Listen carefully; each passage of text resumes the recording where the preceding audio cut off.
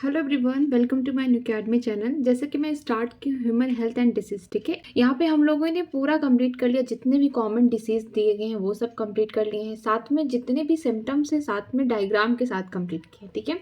उसके अलावा क्या है इम्यूनिटी, कैसे हम अपने आप को हेल्दी रख सकते हैं, सारा सब कुछ हमने अच्छे से पढ़ लिया है, ठीक है। इसके बाद हमने एलर्जी पढ़ा है, ऑटो इम्यूनिटी पढ़ा है, ठीक है। इम्यून सिस्टम कैसा है हमारे बॉडी में, किस तरीके से वर्क करता है, इसको भी कंप्लीट किया है। और एक सबसे खतरनाक बीमारी एड्स, इसको भी बहुत अच्छे से कंप्लीट किया है। आज हम स्टार्ट करेंगे जो दूसरी सबसे खतरनाक बीमारी है, कैंसर, ठीक है। आज हम लोग कैंसर के बारे में पढ़ेंगे। अगर आपके पास नई एनसीईआरटी है तो अपनी नई एनसीईआरटी खोल के बैठ जाइए। अगर नहीं है तो आपको ये पीडीएफ मेरे टेलीग्राम चैनल पे मिल जाएगा। तो मेरा टेलीग्राम चैनल ज्वाइन करने के लिए वीडियो के डिस्क्रिप्शन बॉक्स में लिंक दिया गया है, तो आप वहाँ से ज्वाइन कर सकते हैं और ये पीडीएफ देख सकते हैं, ठीक है। मैं एक एक लाइन एक्सप्लेन करूँगी, साथ में जो भी डायग्राम है उसको ही बताऊँगी, ठीक है। चलिए स्टार्ट करते हैं आज का अपना टॉपिक, कैंसर, ठीक है। हर कोई जानता है कैंसर क्या है, बहुत खतरनाक है। बहुत कम चांसेस होते हैं इंसान बच जाए इस बीमारी से, लेकिन ज़्यादा करके केसेस में क्या होता है, लोग मर जाते हैं, ठीक है। आगे देखते हैं इसके बारे में क्या लिखा है। Cancer is the most rarest disease of human being and major cause of death all over the globe, ठीक है। सबसे भयानक बीमारी अगर कोई है तो कैंसर है। और पूरे, हम बोल सकते हैं कि पूरे ग्लोब में, पूरे संसार में फैला हुआ है बीमारी, ठीक है। इसकी वजह से बहुत लोगों की जान चली जाती है इस बीमारी से। More than million Indians suffer from cancer, ठीक है, and large number of them die from its annually, ठीक है। 1 मिलियन से भी ज़्यादा जो इंडियन से मीन्स 10 लाख से भी ज़्यादा इंडियन को क्या है, कैंसर है। और हर साल मीन्स लाखों की तादाद में लोगों की डेथ हो जाती है, ठीक है। आगे देखते हैं। The mechanism that underlie development of cancer और oncogenic transformation of the cell, its treatment and control have been some of the most intense area of the research in biology and medicine, ठीक है। कि हम mechanism पढ़ेंगे किस तरीके से cancer होता है बॉडी में, ठीक है, कैसे नॉर्मल सेल पे इफेक्ट करता है, कि कैंसर सेल कैसे बनते हैं। और ये भी हम बताएंगे कि कहाँ कहाँ कौन सी एरिया जो है इसको रिसर्च करके वहाँ पे क्या है, ट्रीटमेंट भी है इसका, ठीक है। हम उस एरिया में देखेंगे किस तरीके से इसका ट्रीटमेंट लिया जाता है और मेडिसिन के बारे में डिस्कस करेंगे। आगे देखते हैं। अब हम स्टार्ट करते हैं कि मैकेनिज्म क्या है, कैंसर कैसे किसी इंसान को होता है, क्या कैसे अपने आप को ये कैंसर सेल डिवाइड करते हैं, ठीक है। In our body cell growth and differentiation is highly control and regulated. जैसा कि हम जानते हैं, हमने cell cycle and cell division chapter पढ़ा 11th में।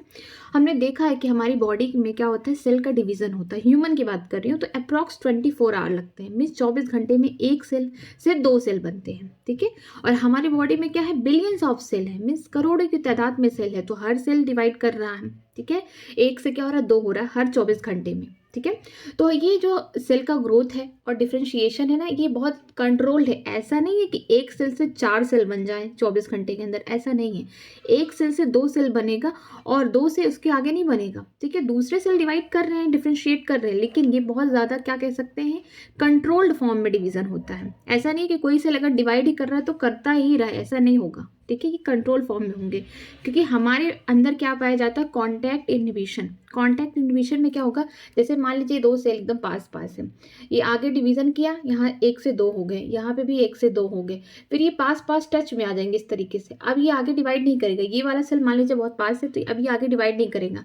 कि किसी के सेल से क्या हो जाए, कॉन्टैक्ट आ जाए तो उसका जो कैपेसिटी है डिवीजन का रुक जाएगा, कि अभी नहीं करना, अब तुम्हारी चांस खत्म, ठीक है, डिवीजन नहीं कर। इसी को बोलते हैं कॉन्टैक्ट इनहिबिशन। कॉन्टैक्ट में आने से ही क्या हो जाता है, रोक दिया जाता है कि अब सेल डिवीजन नहीं करना है, नाम से ही पता चल रहा है, ठीक है। अब देखते हैं आगे। In cancer cell there is a breakdown of this regularity and mechanism, ठीक है। हमारे बॉडी में तो नॉर्मल सेल्स है, लेकिन ये जो कैंसर सेल है ना, यही जो रेगुलरिटी है, मीन जो कंट्रोल है ये पूरा।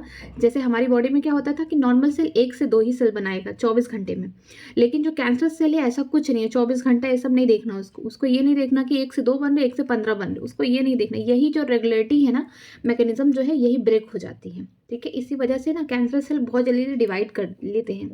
आगे देखते हैं। Normal show a property called contact inhibition by a virtue of which the contact with other cell inhibit their uncontrolled growth.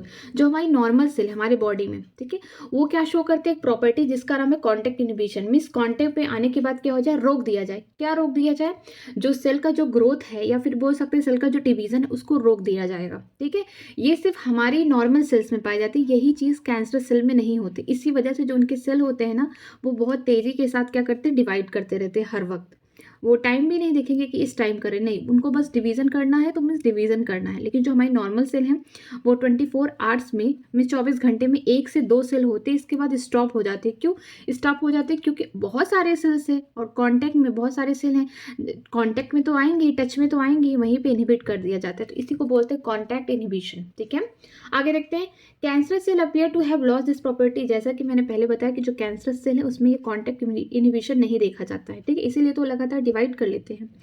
As a result of this, the cancerous cell just continue to divide, give rising to a masses of cell called tumor। इसी वजह से जो cancer cell है वो लगातार divide करते हैं और ढेर सारे क्या देते हैं, सेल के मास बोलते हैं। हम बोल सकते हैं कि गुच्छे देते हैं। इस तरीके से सेल डिवाइड करता है। देखो कॉन्टैक्ट में है लेकिन इनके पास क्या नहीं है, कॉन्टैक्ट इनहिबिशन प्रॉपर्टी नहीं है, जिसकी वजह से क्या हो रहा है, लगातार डिवाइड होते जा रहे हैं। अगर कॉन्टैक्ट इनहिबिशन होता ना तो आगे डिवीजन स्टॉप हो जाता। इसी तरीके का जो सेल होगा, मासेस ऑफ सेल, इसी को हम क्या बोलते हैं, ट्यूमर बोलते हैं। ढेर सारे सेल का गुच्छा है। आगे देखते हैं।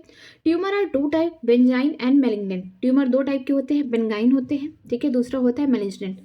Benign tumour normally remain confined to their original location, do not spread to other part of the body and causes the little damage. ठीक है, जो बेनिग्न ट्यूमर होते हैं वो एक ही जगह पे होंगे। मीन्स अगर मान लीजिए किसी के गले में है यहाँ पे ट्यूमर, तो यहीं पे रहेंगे और कहीं पार्ट में नहीं स्प्रेड होंगे। मीन्स जहाँ पे वो ट्यूमर हो रहे हैं वो एक ही लोकेशन पे रहेंगे। ठीक है, और बहुत कम डैमेज करेंगे। मीन्स अगर यहाँ पे कैंसर है तो यही वाले पार्ट को इफेक्ट करेंगे, मीन्स ये वाले सेल को ही मारेंगे, लेकिन बॉडी में और जगह तो नहीं फैल रहे ना, वो मीन्स एक जगह पे ही क्या रहेंगे, लोकेटेड रहेंगे।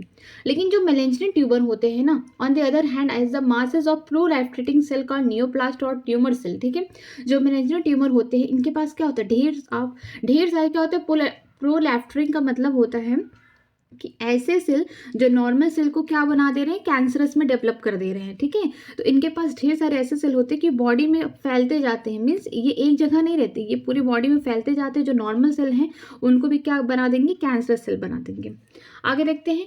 This cell grow very rapidly and invading and damaging the surrounding normal cell. ये जो सेल हैं, मीन्स कैंसर सेल की बात की गई, ये जो सेल है ना बहुत तेजी के साथ क्या करते हैं, अपना ग्रोथ करते हैं और जो आसपास के नॉर्मल सेल है ना उनको भी खराब कर देते हैं। मीन्स उनको भी कहीं ना कहीं डैमेज कर, उनको भी इन्फेक्ट कर रहे हैं। ठीक है, as this cell actively divide and grow they also starve the normal cell by competing for vital nutrient. जो कैंसर सेल है ये डिवाइड करेंगे तो इनको भी खाने की जरूरत रहेगी ना, न्यूट्रिशन चाहिए, तो ये क्या करती है, जो नॉर्मल सेल है ना उनको भूखे प्यासे छोड़ देते हैं, उनका खाना ये एब्जॉर्ब करती है। मीन्स कि जो नॉर्मल सेल हमारी है उनको खाना न्यूट्रिएंट नहीं मिलेगा ब्लड से, वो खुद कैंसर सेल अब क्या करती है, ब्लड से अपना न्यूट्रिएंट लेना स्टार्ट करती है। जो हमारी नॉर्मल सेल है वैसे भी मर जाएगी जब न्यूट्रिएंट नहीं जा रहा है। ठीक है, तो आगे देखते हैं। Cell sloughed from the such tumour reaches the distance side through blood and wherever they get locked in the body they start new tumor there। ठीक है, क्या होता है कि जो मेलेंजिन ट्यूमर में जो सेल है ना ढेर सारी ऐसे से मान लीजिए इस तरीके से डिवाइड कर ली, मीन्स ढेर सारा ट्यूमर सेल बना ली। अब ये जो है ना ये पूरे ब्लड में ऐसे चलता रहेगा। मान लीजिए किसी ऑर्गन में जाके रुक गया, ठीक है, मान लीजिए ब्लड तो हर जगह सर्कुलेट हो रहा है, ब्लड से तो सारी चीज़ें क्या हो रही हैं, ट्रांसपोर्ट हो रही हैं। ठीक है, तो ब्लड मान लीजिए आपके, हम बोल सकते हैं किडनी में जाके रुक गया खून, और वहीं पर जो ये ट्यूमर के सेल है ना वहीं पर आप अगर रुक गए, ठीक है, ये कैंसर सेल ये रुक गए, तो वहीं पे क्या करना स्टार्ट करेंगे और डिवाइड करना, मीन्स किडनी में कैंसर कर देंगे। ऐसे होते हैं ये। ठीक है, आगे देखते हैं। This property is called metastasis, is the most fear property of the मेलेंजिन ट्यूबर। इसी प्रॉपर्टी को हम बोलते हैं मेटास्टेटिस्ट। याद रखना है कि इसका मेटास्टेटिस्ट, मेटा का मतलब बहुत बार, स्टेटिस का मतलब रुक के वहाँ पे क्या कर रहे हैं, डिवीजन कर रहे हैं। मान लीजिए कि जो बेनिग्न ट्यूमर थे वो तो एक जगह लोकेट थे, मीन्स अगर आपके थ्रोट में है तो वो फिर वहीं पे रहेंगे। लेकिन जो मेलेंजिन ट्यूमर है ना ये कहीं भी अगर हुए हैं तो पूरे बॉडी में ब्लड के थ्रू स्प्रेड हो जाएंगे, और फिर कहीं भी जाके अगर मान लीजिए कहीं पे ब्लड रुक गया, ठीक है, तो वहाँ पे अगर ये सेल है, कैंसर सेल है, तो वहाँ पे ही क्या करेंगे, अपना फिर से डिवीजन करना स्टार्ट कर देंगे, वहीं पे कैंसर कॉज कर देंगे। ठीक है, तो इसी प्रॉपर्टी को हम बोलते हैं मेटास्टेसिस, और ये सबसे डरावनी है। ये कैंसर का बोल सकते हैं कि पूरी बॉडी में फैल जाएगा, तो इंसान का ट्रीटमेंट बहुत मुश्किल है करना यहाँ पे। ठीक है, फियर्ड है ये बहुत ज़्यादा। आगे देखते हैं कॉजेज ऑफ कैंसर। कैंसर किस वजह से होता है। Transformation of the normal cell into the cancer neoplastic cell may be induced by physical, chemical and biological agent. ठीक है, यहाँ पे ट्रांसफॉर्मेशन हो रहा है, मीन्स नॉर्मल सेल किस में बदल रही है, कैंसर सेल में बदल रही है। मीन्स हमारी जो नॉर्मल सेल है वो कैंसर सेल में बदल रही है, किसकी वजह से, ठीक है, किसकी वजह से हो रही है, चाहे फिजिकली, चाहे केमिकल या बायोलॉजिकल एजेंट की वजह से। मीन्स अगर हम केमिकल कुछ खा रहे हैं, उसकी वजह से हमारा नॉर्मल सेल कैंसर में बदल गया। फिजिकली कोई रे वगैरह पड़ रही है, मीन्स लाइट रेडिएशन पड़ रहा है, उसकी वजह से हमारा नॉर्मल सेल कैंसर में। बायोलॉजिकल एजेंट भी है जिसकी वजह से हमारा नॉर्मल सेल किस में बदल रहा है, कैंसर सेल में। मीन्स यहाँ पे ट्रांसफॉर्मेशन हो रहा है, एक से दूसरे फॉर्म में बदलना, ठीक है। This agent are carcinogen, mean जो फिजिकल होते हैं या केमिकल या फिर बायोलॉजिकल एजेंट, इन्हें हम क्या बोलते हैं, कार्सिनोजन। मीन्स कि ऐसे एजेंट जो क्या करते हैं, कैंसर कॉज करते हैं नॉर्मल सेल में, ठीक है। अब यहाँ पे देखिए जो फिजिकल है, मीन्स कि हम रे की बात कर रहे थे, रेडिएशन की बात करते हैं, उसके में देखिए ionising radiation like X ray and gamma रे and non ionising radiation like UV ray causes the DNA damage leading to neoplastic transformation। Means दो टाइप की रेडिएशन होती है, एक आयनाइजिंग रेडिएशन होती है, मीन्स आयन में बदल जाती है, जैसे कि एक्सरे हो गई या गामा रे हो गई।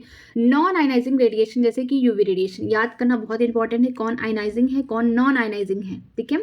आयनाइजिंग दो है, एक एक्सरे है दूसरा गामा रे है, लेकिन नॉन आयनाइजिंग रेडिएशन जो है यूवी रेडिएशन है, अल्ट्रावायलेट रेडिएशन है। ये क्या करते हैं, ये तीनों ही जो रे हैं ये चल के डीएनए में डैमेज करते हैं और जिसकी वजह से क्या होता है, म्यूटेशन हो जाता है और जो हमारी नॉर्मल सेल है वो किस में बदल जाती है, कैंसर सेल में बदल जाती है, ठीक है।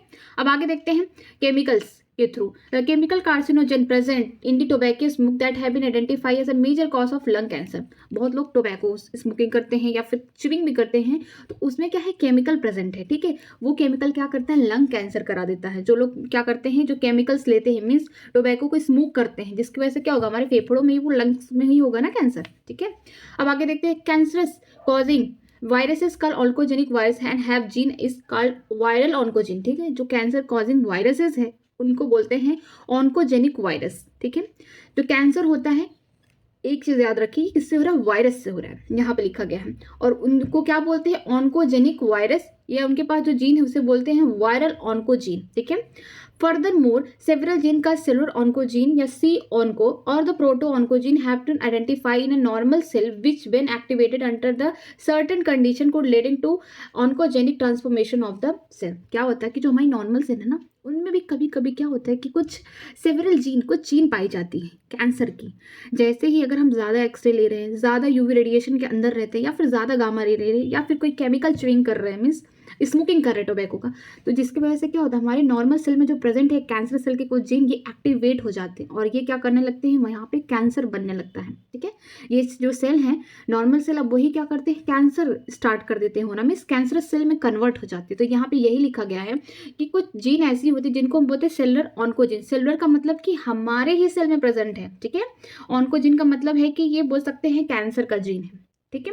या फिर हम बोल सकते हैं प्रोटो ऑन्कोजीन। प्रोटो ऑन्कोजीन का मतलब है कि इमेच्योर बोल सकते हैं, ये कि ये मीन्स एक्टिवेट नहीं है नॉर्मल सेल में, तो इसको बोल सकते हैं प्रोटो ऑन्कोजीन, जो कि बहुत सारे नॉर्मल सेल में देखा गया है। जब आप सर्टेन कंडीशन में आते हैं, मीन्स आप फिजिकली या केमिकल बायोलॉजिकल एजेंट के कांटेक्ट में आते हैं जो कैंसर कॉज करते हैं, मीन्स कार्सिनोजन के कांटेक्ट में आते हैं, तो क्या होगा, जो हमारा नॉर्मल सेल है वो क्या कैसा बिहेव करने लगेगा, कैंसर सेल की तरह। मीन्स उसका जो डिवीजन है, उसका जो ग्रोथ रेट है वो कैंसर सेल की तरह हो जाएगा, ठीक है। हमारे बॉडी में ही प्रेजेंट है कुछ सेवरल जीन, ठीक है, कैंसर के। अगर हम ज़्यादा फिजिकली या फिर बोल सकते हैं केमिकली या फिर बोल सकते हैं बायोलॉजिकली एजेंट से मिलते हैं, मीन्स हम ज़्यादा ये सब यूज़ कर रहे हैं, तो हमारे बॉडी का जो नॉर्मल सेल है ना, वो भी क्या किस में बदल जाएगा, कैंसरस सेल में बदल जाएगा, ठीक है। आगे देखिए कैंसर डिटेक्शन एंड डायग्नोसिस, किस तरीके से हम कैंसर का डिटेक्शन कर सकते हैं या फिर डायग्नोसिस कर सकते हैं, ठीक है, कैसे हम ठीक कर सकते हैं। Early detection of the cancer is essential as it allow the disease to be treated successfully in many cases. अगर आपको शुरुआती दौर में पता चल जाए कि किसी इंसान को कैंसर है, तो वो फिर क्या होता है, जो इनिशियल स्टेज है ना, मीन्स जो सेल ग्रोथ हो रहा है कैंसर सेल का पूरी तरीके से हुआ नहीं है, तो वहाँ पे क्या होगा, सक्सेसफुल ट्रीटमेंट है, मीन्स कि उसके सेल को क्या किया जा सकता है, रोका जा सकता है ग्रोथ करने से, ठीक है। तो जो इनिशियल स्टेज के जो कैंसर होते हैं ज़्यादा करके क्या होते हैं, सक्सेसफुली ट्रीट हो जाते हैं। लेकिन जो हम बोल सकते हैं कि 2-3 स्टेज ज़्यादा हो गया, ठीक है, तो हम कह सकते हैं कि उसमें क्या होता है कि बहुत मुश्किल होता है ये कैंसर सेल को रोकना, क्योंकि इनका डिवीजन तो बहुत तेज हो रहा है ना, तो इनको रोकना मुश्किल हो जाता है, ठीक है। आगे देखते हैं cancer detection is based on biopsy and histopathological study of the tissue and blood, ठीक है। जो कैंसर का डिटेक्शन है, अब हम जानेंगे कि कैंसर किस तरीके का है, ठीक है। उसका डिटेक्शन जैसे बायोप्सी हो गया या हिस्टोपैथोलॉजी स्टडी करते हैं, जिसमें क्या होता है, टिश्यू लिया जाता है बॉडी का, मीन्स ये जैसे पार्ट है मान लीजिए, इसको क्या करेंगे, स्टेन, इसको काट के निकाल लेंगे, जिसको हुआ है कैंसर उसमें क्या करेंगे, टिश्यू कट करके निकाल लेंगे, ठीक है। या फिर ब्लड ले लेंगे, उसको क्या करेंगे, माइक्रोस्कोप की हेल्प से उसमें ऑब्जर्व करेंगे कि इसका डिवीजन कैसा हो रहा है, ठीक है। वो लोग पूरा मतलब कि पैथोलॉजी में अच्छे से उसको देखते हैं, कि स्टडी करते हैं कि कौन सा कैंसर है, कैसे डिवाइड कर रहा है, उस पर कुछ दवा भी डालते हैं कि ये जो सेल है हम इसको रोक सकते हैं कि नहीं डिवीजन होने से, तो वो सब लैब में होता है। आगे है bone marrow test for increase the cell count in case of leukaemias. ठीक है, ल्यूकेमियाज का मतलब होता है कि ब्लड कैंसर। ब्लड कैंसर में क्या होता है कि जो बोन मैरो टेस्ट किया जाता है, क्योंकि बोन मैरो टेस्ट इसलिए किया जाता है कि यहाँ से क्या होता है, यहीं से आरबीसी, डब्ल्यूबीसी, प्लेटलेट, लिम्फोसाइट, जितने भी ब्लड सेल हैं यहीं से बनते हैं। ठीक है, तो यहाँ पे जो ब्लड, जिसको ब्लड कैंसर हुआ उसमें क्या होगा, जो सेल का नंबर है क्या हो जाएगा, बढ़ जाएगा, इंक्रीज हो जाएगा।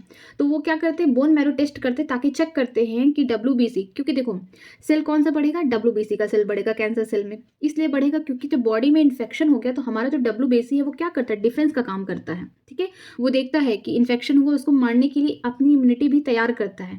लेकिन क्या होता है कि बेचारा, हम कह सकते हैं कि हारता नहीं है, बट वो फेल तो हो जाता है, बार बार वो खत्म नहीं कर पाता कैंसर सेल को, जिसकी वजह से हमारी बॉडी में अगर कोई इन्फेक्शन हो गया किसी भी थ्रू, ठीक है, बीमारी हो गई और इन्फेक्शन भी हो गया, तो हमारी बॉडी में अगर ब्लड में देखेंगे ना तो आरबीसी का जो नंबर है इंक्रीज हुआ रहेगा। इससे हम पता कर सकते हैं कि इन्फेक्शन है इस इंसान में। ठीक है, तो इसीलिए जो बोन मैरो का टेस्ट किया जाता है, जो नंबर इंक्रीज हुए रहते हैं ब्लड का, जैसे स्पेशली डब्ल्यूबीसी का, इससे हम क्या देखते हैं, ब्लड कैंसर देखते हैं। आगे देखते हैं इन बायोप्सी। अब दिखाएंगे कि बायोप्सी में किस तरीके से स्टडी करते हैं। A piece of suspected tissue cut into the thin section is stain and examined under the microscope histopathological study by the pathologist. ठीक है, बायोप्सी में क्या होगा कि आपका ये टिश्यू क्या करते हैं, कट करके निकाल लेते हैं और उसको माइक्रोस्कोप से क्या करते हैं, अच्छे से पढ़ते हैं पैथोलॉजिस्ट। ठीक है, देखते हैं कि किस तरीके से डिवीजन हो रहा है, किस तरीके से सेल क्या है डिवाइड कर रही है, कितना टाइम में वो अपने आप का ग्रोथ कर ले रही है। मीन्स उनके पास पूरा क्या करते हैं, वो हर एक चीज़ को एनालिसिस करते हैं। ठीक है, आगे देखते हैं technique like radiography use X-ray, CT means computer tomography and MRI magnetic resonance imaging are useful to detect the cancer of internal organ. अगर किसी ऑर्गन के अंदर है, ठीक है, ये तो मान लीजिए स्किन के ऊपर था टिश्यू वाला, अगर किसी ऑर्गन में, इंटरनल ऑर्गन है, मान लीजिए हार्ट में है, किडनी में है, लंग्स में है, ठीक है, इंटरनल ऑर्गन में अगर है बीमारी, तो उसके लिए क्या करते हैं, रेडियोग्राफी करते हैं। इसमें यूज करते हैं एक्सरे। ठीक है, यहाँ पे 2 डायमेंशन या बोल सकते हैं 2D स्ट्रक्चर बनता है। सीटी मीन्स कंप्यूटर टोमोग्राफी में भी क्या करते हैं, एक्सरे यूज करते हैं, बट यहाँ पे 3 डायमेंशन स्ट्रक्चर बनता है। ठीक है, एमआरआई में क्या होता है, मैग्नेटिक रेजोनेंस इमेजिंग, ये भी क्या करते हैं, इसमें भी 3 डायमेंशन इमेज क्रिएट करते हैं। ठीक है, अब आगे देखते हैं computer tomography uses the X ray to generate the 3 dimension image of the internal organ of an object. ठीक है, जो कंप्यूट टोमोग्राफी या फिर सीटी जो है उसमें हम क्या यूज कर रहे हैं, देखिए एक्सरे यूज कर रहे हैं और ये जनरेट कर रहा है 3 डायमेंशनल इमेज, इंटरनल ऑर्गन का 3 डायमेंशनल इमेज हम लोग कंप्यूटर पे सब मॉनिटर करते हैं कि कैसा ऑर्गन है, कहाँ कहाँ इन्फेक्ट हुआ है, मीन्स कहाँ कहाँ कैंसर के सेल जो है ग्रो किए हैं। ठीक है, इसको हम ऑब्जर्व करते हैं 3D डायग्राम में। आगे देखिए एमआरआई का फुल फॉर्म है मैग्नेटिक रेजोनेंस इमेजिंग। नाम से लग रहा है कि यहाँ पे क्या यूज करा जा रहा है, मैग्नेटिक फील्ड। ठीक है, यहाँ पे इमेज बनाने के लिए, अब इसके बारे में पढ़ते हैं। MRI uses the strong magnetic field and non ionising radiation to accurate detect pathological and physiological change in the living tissue.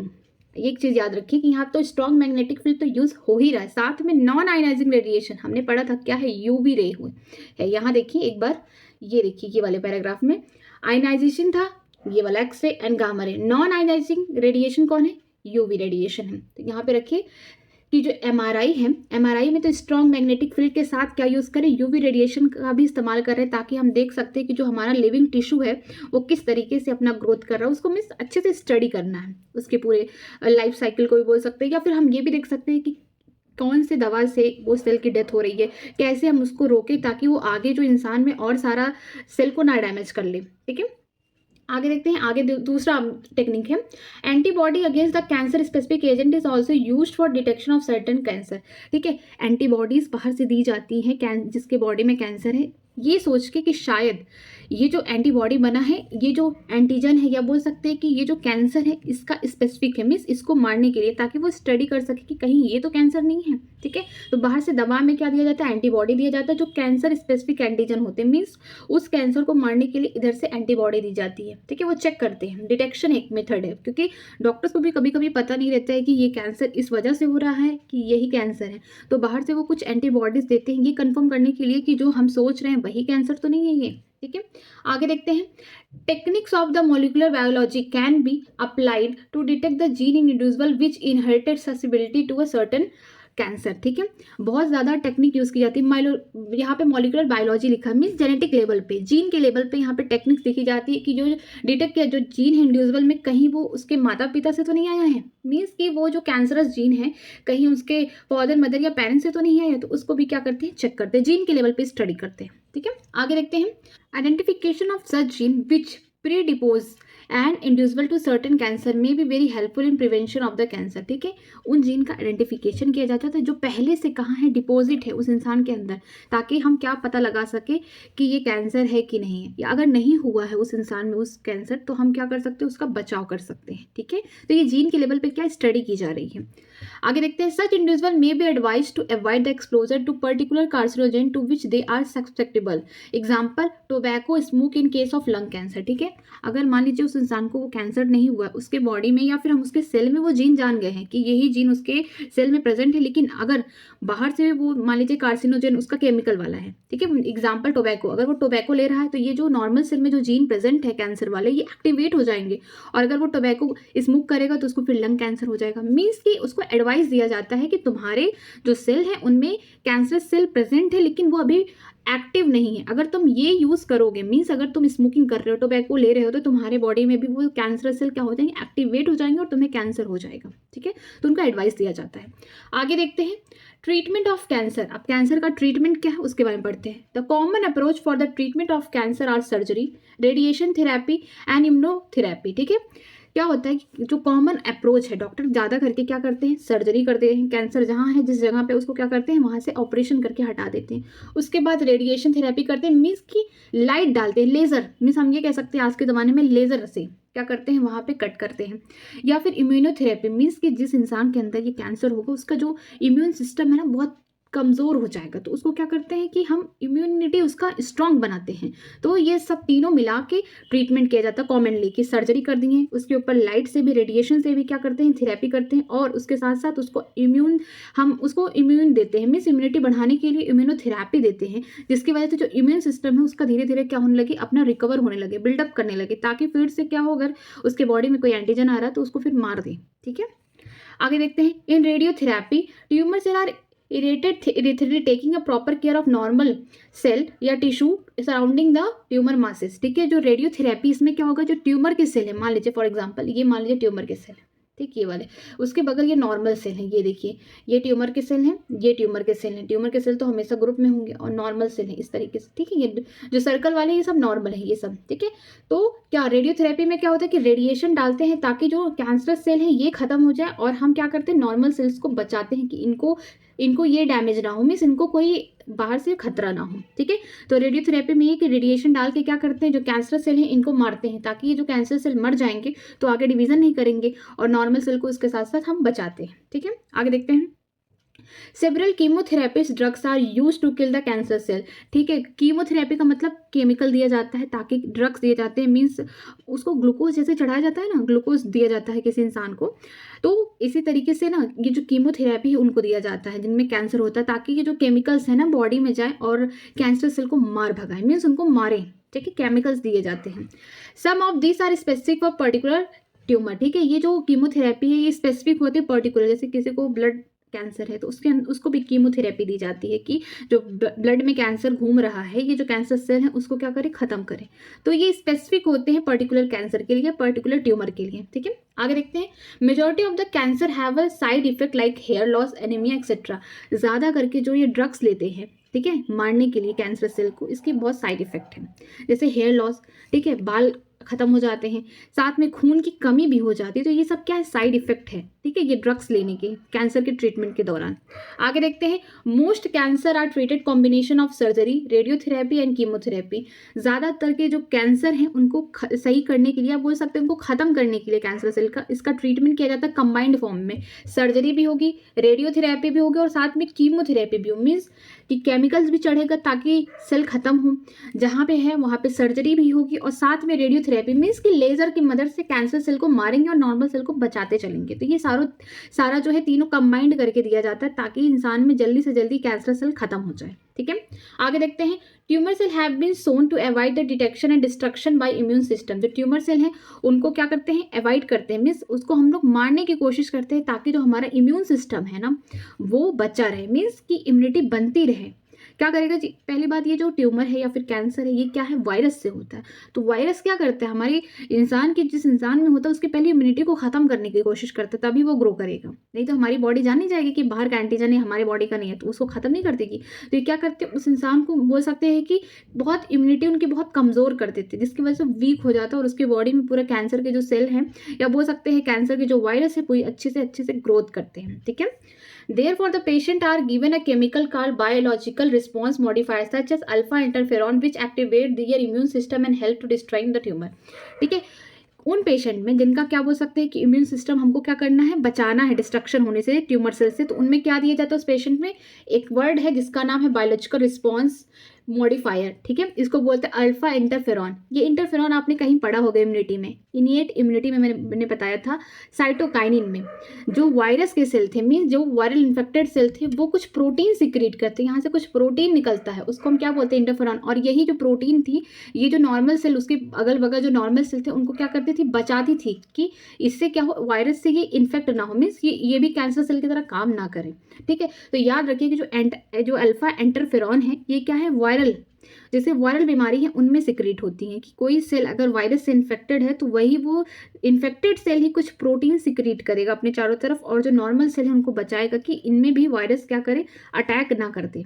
तो ये जो बाहर से, इनमें तो जो पेशेंट है कैंसर के, इनमें तो बाहर से दिया जाता है बायोलॉजिकल रिस्पॉन्स मॉडिफायर, जिसको बोलते हैं अल्फा इंटरफेरॉन, जो कि क्या करे, एक्टिवेट करे इम्यून सिस्टम को, स्ट्रॉन्ग करे, ताकि तुम अब ट्यूमर सेल को मारो, अपनी इम्यूनिटी बना के मारो। ठीक है, अब आगे चलते हैं। आगे हमारा टॉपिक है, बहुत फेवरेट बोल सकते हैं या फिर बोल सकते हैं बहुत अवेयरनेस के लिए बहुत इंपॉर्टेंट टॉपिक है, जिसका नाम है ड्रग्स एंड अल्कोहल अब्यूज़। ठीक है, ड्रग्स अल्कोहल अब्यूज़ के बारे में जानते हैं कि किस तरीके से आज की जनरेशन जो है, आज के जो यंग हैं, यूथ हैं, ये क्या करते हैं, ड्रग्स और अल्कोहल को बहुत ज़्यादा अब्यूज़ करते हैं। तो हम लोग ड्रग्स और अल्कोहल के बारे में जानते हैं। चलिए स्टार्ट करते हैं।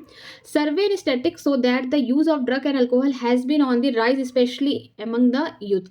सर्वे बताता है कि जो आजकल के यंग लोग हैं, मीन्स यंग जनरेशन के लोग से, मीन्स हम कह सकते हैं कि टीनेजर्स की बात करते हैं, यहाँ से लेके अडल्ट तक पूरे जो हैं ये सब ड्रग्स अल्कोहल को बहुत ज़्यादा ही यूज़ कर रहे हैं, मीन्स कि एडिक्टेड हो गए हैं ड्रग्स और अल्कोहल के। This is really a cause of concern at it could result in many harmful effect. ठीक है, ये एक बोल सकते हैं कि बहुत चिंता की बात है कि जो हमारा यूथ है ये अगर इस तरीके के काम करेगा तो हमारे देश का क्या होगा। ठीक है, अगर यूथ जनरेशन ही ड्रग्स अल्कोहल ये सब चीज़ों में फंसी रहेगी तो आगे हमारा देश किस तरीके से विकास करेगा। तो ये क्या है, बहुत उनके ऊपर भी बहुत सारे हार्मफुल इफेक्ट हैं और उनसे जो जुड़े लोग हैं उनके ऊपर भी बहुत हार्मफुल इफेक्ट इस पर देखने को मिलेंगे। ठीक है, proper education and guidance would enable youth to safeguard themselves against this dangerous behaviour pattern and follow healthy lifestyle. ठीक है, जो इंसान, मीन्स कि हम यूथ की बात करते हैं या फिर किसी भी इंसान के बारे में बात करते हैं, उसको प्रॉपर नॉलेज देना चाहिए कि ये जो ड्रग्स अल्कोहल क्यों ख़राब हैं, क्या क्या प्रॉपर एजुकेशन देना चाहिए और साथ में गाइडेंस भी देना चाहिए। आप अपनी तरफ से देखिए कि आपका जो फ्रेंड है कहीं ये सब चीज़ों में तो फंस नहीं गया, अगर फंस गया तो उसको बाहर कैसे निकालना है। तो पूरी तरीके से हमें क्या, नॉलेज के साथ साथ एजुकेशन के साथ साथ हमको गाइडेंस भी देखना चाहिए। जो अपने लोग हैं, कम से कम हम अपने तो नहीं यूज़ कर रहे, लेकिन अपने जो 4 लोग हैं, अगर आपके 4 फ्रेंड हैं, अगर कोई अल्कोहल अब्यूज़ करता है या फिर ड्रग्स अब्यूज़ करता है तो आप कोशिश करिए कि उसको उस चीज़ से छुटकारा दिलवाइए। ठीक है, तो गाइडेंस कर सकते हैं आप। आगे देखते हैं आप ड्रग्स जो हमारी एनसीईआरटी में दिया गया है। The drugs which are commonly abused are opioid, cannabinoids and coca अल्कोहॉइड। ठीक है, जो ज़्यादा करके कॉमनली ड्रग्स लोग लेते हैं, जैसे कि ओपियोइड हो गया, दूसरा हो गया कैनाबिनॉइड्स और तीसरा हो गया कोका अल्कोहॉइड लेते हैं। ठीक है, majority of this are obtain from flowering plant. ज़्यादा करके जो ये ड्रग्स है कहाँ से, फ्लावरिंग प्लांट मीन्स एंजियोस्पर्म से निकलते हैं। ठीक है, some of are obtain from fungi, और उनमें से जो कुछ होते हैं, ज़्यादा करके तो फ्लावरिंग प्लांट से, लेकिन कुछ जो होते हैं फंजाई से भी आते हैं, ड्रग्स बन के आते हैं। ठीक है, अब एक पहला स्टार्ट करते हैं जिसका नाम opioid are the drugs which bind to specific opioid receptor present in our central nervous system and gastrointestinal tract. ठीक है, जो ओपियोइड है, ठीक है, इसको बोलते हैं हिंदी में अफीम। ठीक है, तो ये जो इसका बोल सकते हैं कि हर ड्रग्स का अपना खुद का एक स्पेसिफिक रिसेप्टर है। ओपियोइड के जो स्पेसिफिक रिसेप्टर हैं कहाँ प्रेजेंट है, सेंट्रल नर्वस सिस्टम में, सीएनएस में प्रेजेंट है, मीन्स ब्रेन भी बोल सकते हैं एक हिसाब से।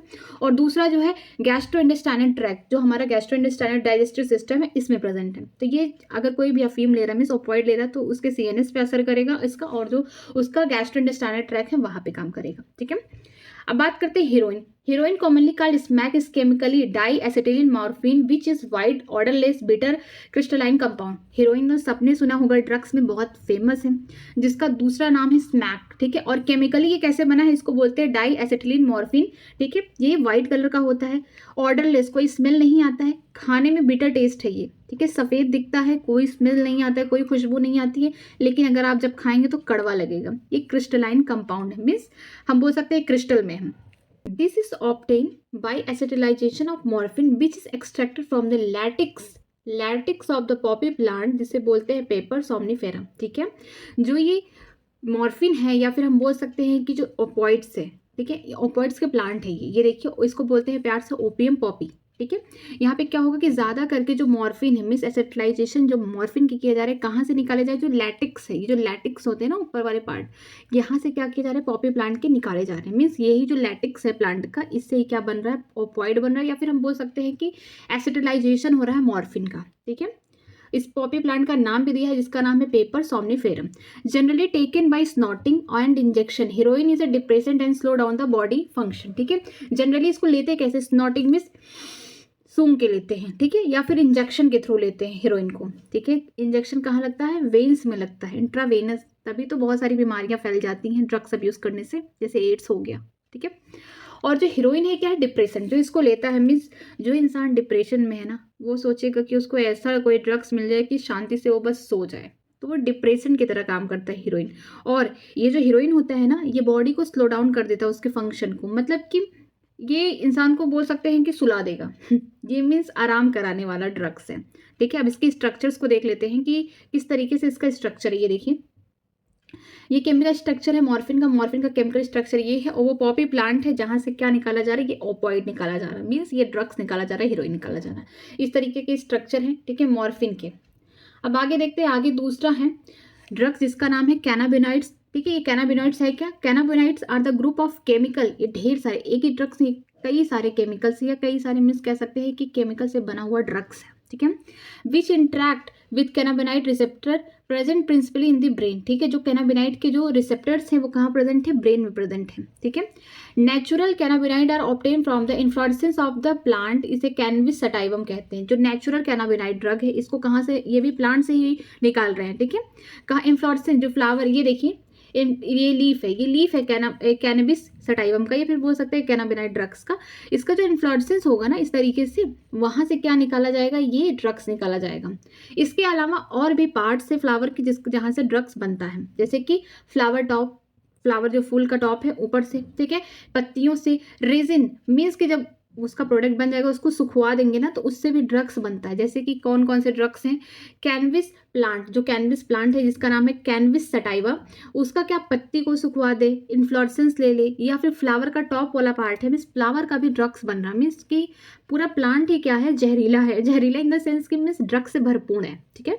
अब यहाँ देखते हैं, the flower top, leaf and resin of the cannabis plant are used in various combination to produce the marijuana, Harish, चरस, गांजा। मीन्स के जो फ्लावर का प्लांट, मीन्स हम बोल सकते हैं फ्लावर का पार्ट हो गया, लीफ का पार्ट हो गया, कौन से प्लांट का, कैनबिस सटाइवा का, फ्लावर का भी पार्ट ले लो, पत्ती भी ले लो, चाहे उसके रेजिन में उसको सुखवा के रख दो, ये सब क्या कर रहे हैं, चरस, गांजा, मार्जिना, और ये चरस बन रहा है और हरिश बन रहा है, ये सब क्या है, ये सब ड्रग्स हैं, मीन्स हम इसको बोल सकते हैं देसी वाले ड्रग्स हैं, ठीक है। generally taken by inhalation and the oral ingestion, these are known for their effect on the cardiovascular system of the body, ठीक है। ये जनरली क्या किया जाता है, इनको इनहेल किया, मीन्स इसको सूंघा जाता है, ठीक है। इस बहुत लोग इसके सूंघने से ही क्या होते हैं, मदहोश हो जाते हैं, मीन्स अच्छा फील करते हैं, मीन्स वो एडिक्टेड है इससे। और ओरल इंजेक्शन मीन्स इसे खाया जाता है, चरस, ये सब क्या करते हैं, लोग चबाते हैं, खाते हैं। तो ये सब क्या है, ये खाने या लेने के तरीके हैं इस ड्रग्स को। और साथ में इसका इफेक्ट किस पे देखेगा, कार्डियोवैस्कुलर सिस्टम, मीन्स जो हमारा हार्ट वाला सिस्टम है, जिसकी वजह से हमारी पूरी बॉडी चल रही है, ब्लड का जहाँ से सर्कुलेशन हो रहा है उस पर इफेक्ट करता है, मीन्स इतना खतरनाक है। अब आगे देखिए, स्ट्रक्चर दिया है कैनाबिनाइड मॉलिक्यूल का इस तरीके से, और ये देखिए लीफ है किसका, कैनबिस सटाइवा का, ये पत्ती है, पत्ती में भी क्या है, ड्रग्स छिपा हुआ है। नेक्स्ट आगे चलते हैं, आगे है कोका एल्कोइड और cocaine is obtain from coca plant, जिसका नाम है Erythroxylum coca, native of South America, ठीक है। जो कोका एल्कोइड है इसको प्यार से कोकिन भी कहते हैं, ठीक है, प्यार से कोकिन भी कहते हैं, कोक भी कहते हैं, क्रैक भी कहते हैं, इसका नाम है। ठीक है, ये कहाँ से ऑब्टेन किया गया है? ऑब्टेन किया गया है यहाँ से, देखिए साउथ अमेरिका में ये प्लांट है। ठीक है, इसको ऑब्टेन किया गया है कोका प्लांट से। कोका को प्लांट को क्या नाम कहते हैं? उसका नाम है इथ्रोऑक्सिलम कोका। ठीक है, उसका ये बोल सकते हैं साइंटिफिक नेम है। ठीक है, इथ्रोऑक्सिलम कोका। ठीक है, और कहाँ का है? ये साउथ अमेरिका का है। ठीक है, it interfere with transport of neuro transmitter dopamine. अगर कोकीन कोई ले रहा है, ठीक है, तो ये कहाँ पे इंटर करेगा? उसके मीन्स न्यूरो ट्रांसमीटर डोपामिन में, मीन्स उसको क्या देगा कि खुशी वाले, हाँ, जहाँ पे हमारा ये न्यूरल सिस्टम है। ठीक है, ये क्या करता है? कुछ चीज़ें सिक्रीट करते हैं। ठीक है, तो ये क्या करता है? वहाँ पे इंटरफेयर करेगा कि मीन्स अगर आप दुखी हैं तो आप इसको ले रहे हैं तो आपके अंदर क्या हो जाएगा? पॉजिटिविटी, मीन्स खुश। मीन्स कुछ लोग होते हैं ना कि बहुत डिप्रेस रहते हैं बट ड्रग्स लेने के बाद और एक्टिव हो जाते हैं, तो ये वही वाला काम करता है। ठीक है, कोकीन कॉमनली कॉल्ड कोक और क्रैक इज यूजुअली स्नॉट। ठीक है, कोकीन को प्यार से कोक भी कहते हैं, क्रैक भी कहते हैं, इसको सूंघा जाता है, इसको भी स्नॉट किया जाता है। ठीक है, it has potent stimulating action on the central nervous system producing a sense of europaea and increase the energy. ठीक है, ये जो क्या है, इसकी जो क्षमता है ये किस पे काम करती है? सीएनएस सिस्टम पे, मीन्स सेंट्रल नर्वस सिस्टम पे काम कर रही है, इस पे वर्क करता है। और ये क्या करता है? जो इंसान इसको लेता है, इस ड्रग्स को, ठीक है, कोकीन को जो लेता है, उसके अंदर क्या होता है? खुशी, सेंस ऑफ यूफोरिया का मतलब होता है कि उसके अंदर गुडनेस वाली फीलिंग, मीन्स उसको सब अच्छा लगने लगता है और उसकी एनर्जी को बढ़ा देता है। मीन्स हम इसको कह सकते हैं कि जो लोग मीन्स जो डिप्रेस रहते हैं, अगर वो ये ड्रग्स लेते होंगे तो अपने आप को मीन्स क्या कह सकते हैं कि खुश करने के लिए, मीन्स अपने अंदर खुशी वाली चीज़ को लाने के लिए। बट अगर आप कोई सी भी ड्रग्स पे आप निर्भर करते हैं तो कहीं ना कहीं उसके साइड इफेक्ट तो आपको दिखेंगे ही। ठीक है, आगे देखिए, excess dosage of the cocaine causes hallucination. अगर आप ज़्यादा कोकिंग को ले रहे हैं तो आपको हेलुसिनेशन, मीन्स कि आपको चीज़ें क्या दिखने लगेंगी? ज़्यादा। जैसे भांग खाने के बाद क्या होता है? सारी चीज़ें एक्स्ट्रा दिखने लगती है, जैसे लगता है कि हम बहुत दूर हैं, मीन्स कि आपको भ्रम होने लगेगा। चीज़ें वही रहेंगी बट आपका ब्रेन जो है सही से काम नहीं करेगा, तो आपको सारी चीज़ें क्या बहुत ज़्यादा मीन्स बड़ी बड़ी दिखने लगेंगी। आप समझिए कि आप हवाई महल बना रहे हैं, इस तरीके का होगा। ठीक है, अदर, अब कुछ और ऐसे प्लांट है, other well known plant with hallucinogenic property like Atropa belladonna and Datura. ठीक है, कुछ ऐसे प्लांट हैं जो कैसे होते हैं? हेलोजेनिक होते हैं। हर किसी ने सुना है धतूरा का पेड़। ठीक है, धतूरे के फल खा लिए या उसकी पत्ती खा ली, उससे क्या होता है कि इंसान पागल हो जाता है। इसलिए हो जाता है क्योंकि वो ऐसा मीन्स पौधा है जिसमें हम बोल सकते हैं जहर, या फिर बोल सकते हैं कि उसके अंदर हेलोजेनिक प्रॉपर्टी ज़्यादा है, मीन्स कि भ्रम, इंसान को भ्रम पागल कर देगा। ठीक है, हर चीज़ें उसको क्या दिखेंगी? मीन्स उसको गलत सलत दिखेंगी। ठीक है, एक दूसरा प्लांट है जिसका नाम है एट्रोपा बेलेडोना। ये भी क्या हेलोजेनिक प्रॉपर्टी शो करता है। These take cannabinoids are used being abused by some sportsman. ये किसकी बात कर रहा है? कैनाबिनाइड्स की बात कर रहा है। मीन्स यहाँ की लाइन इनके बारे में छिपा दिया गया है, यहाँ पे दिखा गया है। देखिए क्या लिखा है कि इस समय, इन दिनों में बहुत सारे स्पोर्टमैन हैं जो क्या लेते हैं? कैनाबिनाइड्स लेते हैं ताकि वो अपना परफॉर्मेंस अच्छा कर सकें। ठीक है, ये देखिए, ये जो स्ट्रक्चर है ये किसका? धतूरा का है। इसकी जो पत्ती कोई खा रहा है या इसके जो फ्रूट यहाँ बनेंगे, फ्लावर से बाद फ्रूट बनेंगे, ये भी क्या है? मीन्स ये कह सकते हैं इनमें भी क्या है? ड्रग्स लाइक प्रॉपर्टीज प्रेजेंट है। ठीक है, आगे देखते हैं। आगे यहाँ पे बहुत इंपॉर्टेंट है, नीट में भी आया है ये line. Drugs like barbiturates, amphetamine, benzodiazepine, and other similar drugs that are normally used as medicine to help the patient cope with the mental illness like depression, insomnia, and often abuse। ठीक है, ऐसे drug जैसे कि बारब्यूट्रेट हो गए, ये drugs के नाम बहुत इंपॉर्टेंट है, नीट के एग्जाम में आया है, रीनीट में। ठीक है, ये हो गए, एम्फेटामिन हो गए या फिर बेंजोडायजेपाइन हो गए। ठीक है, ऐसे ड्रग्स उन पेशेंट को दिए जाते हैं जो मेंटली क्या बोलते हैं कि बीमार है। ठीक है, मेंटली इलनेस है उनको, जैसे कि डिप्रेशन है या फिर उनको नींद नहीं आ रही। इंसोम्निया का मतलब होता है कि नींद नहीं आती है। ठीक है, रात रात जगते हैं, तो उनको ये सब दवा दी जाती है और ये ड्रग्स बहुत लोग एब्यूज भी करते हैं। ठीक है, आगे देखते हैं। Morphine is very effective sedative and the pain killer and very useful in the patient who have undergone surgery. ठीक है, जो मॉर्फिन अभी हमने पढ़ा था कि ओपॉइड से निकलते हैं पॉपी प्लांट से, ये क्या होते हैं? ये भी यूज किए जाते हैं सेडेटिव। सेडेटिव का मतलब जो इंसान दुखी है या फिर हम बोल सकते हैं डिप्रेशन में, वो यूज़ करता है। और साथ में ये पेन किलर की तरह भी काम करता है। ये उन पेशेंट को दिए जाते हैं जो सर्जरी के दौरान उनको क्या चाहिए? आराम चाहिए। मीन्स उनकी सर्जरी हुई है और ये मॉर्फिन ड्रग्स दे दिया जाता है ताकि वो क्या कर सकते हैं? सर्जरी में उनको उनकी बॉडी स्लो डाउन हो जाए, मीन्स उनको एक तरीके से आराम मिल जाए, पेन किलर की तरह काम करता है। Several plant fruit seed have the halogenic property have been used for 100 years in the folk medicine, religious ceremony and ritual all over the world. ठीक है, कुछ प्लांट्स का फ्रूट या प्लांट्स का यूज करते हो, सीड का यूज किए जा रहे हैं आज से नहीं, कई 100 साल पहले से. ठीक है, इसको हम लोग मेडिसिन के तौर पे भी यूज कर रहे हैं. रिलीजन में अगर कोई सेरेमनी है उसमें भी इसका इस्तेमाल कर रहे हैं. ये मतलब कि एक रीति रिवाज हो गया है कि जो हेलोजेनिक प्लांट है हम इसका यूज इस्तेमाल कर रहे हैं. लेकिन अब इसका ज्यादा इस्तेमाल करने से क्या होगा, आगे देखते हैं. When these are taken for the purpose other than medicinal use or in the amount or frequency that impair one physical, physiological, psychological function, it constitute the drug abuse. अगर आप मेडिसिन के अलावा इन प्लांट का fruit या seed इन plant को लेते हैं तो आप फिजिकली या फिर फिजियोलॉजिकली, साइकोलॉजिकली आप क्या हो जाते हैं, ड्रग्स अब्यूज हो जाते हैं. मीन्स आप ड्रग्स का अब्यूज करने लगते हैं, मीन्स आपको एडिक्शन हो जाएगा इसका. आगे दिया है, smoking also pave the path to a hard drugs. जो स्मोकिंग लोग करते हैं ना, ये भी एक ड्रग्स है, लोग एडिक्टेड हो चुके हैं इसमें. ठीक है, tobacco has been used by human for more than 400 year ago. Means कि जो टोबैको है ये जो इंसान यूज़ कर आज से नहीं कर रहे, 400 साल पहले से कर रहे, उससे ज़्यादा से कर रहे हैं. मीन्स कि मोर देन 400 ईयर एगो से हम लोग टोबैको का इस्तेमाल कर रहे हैं.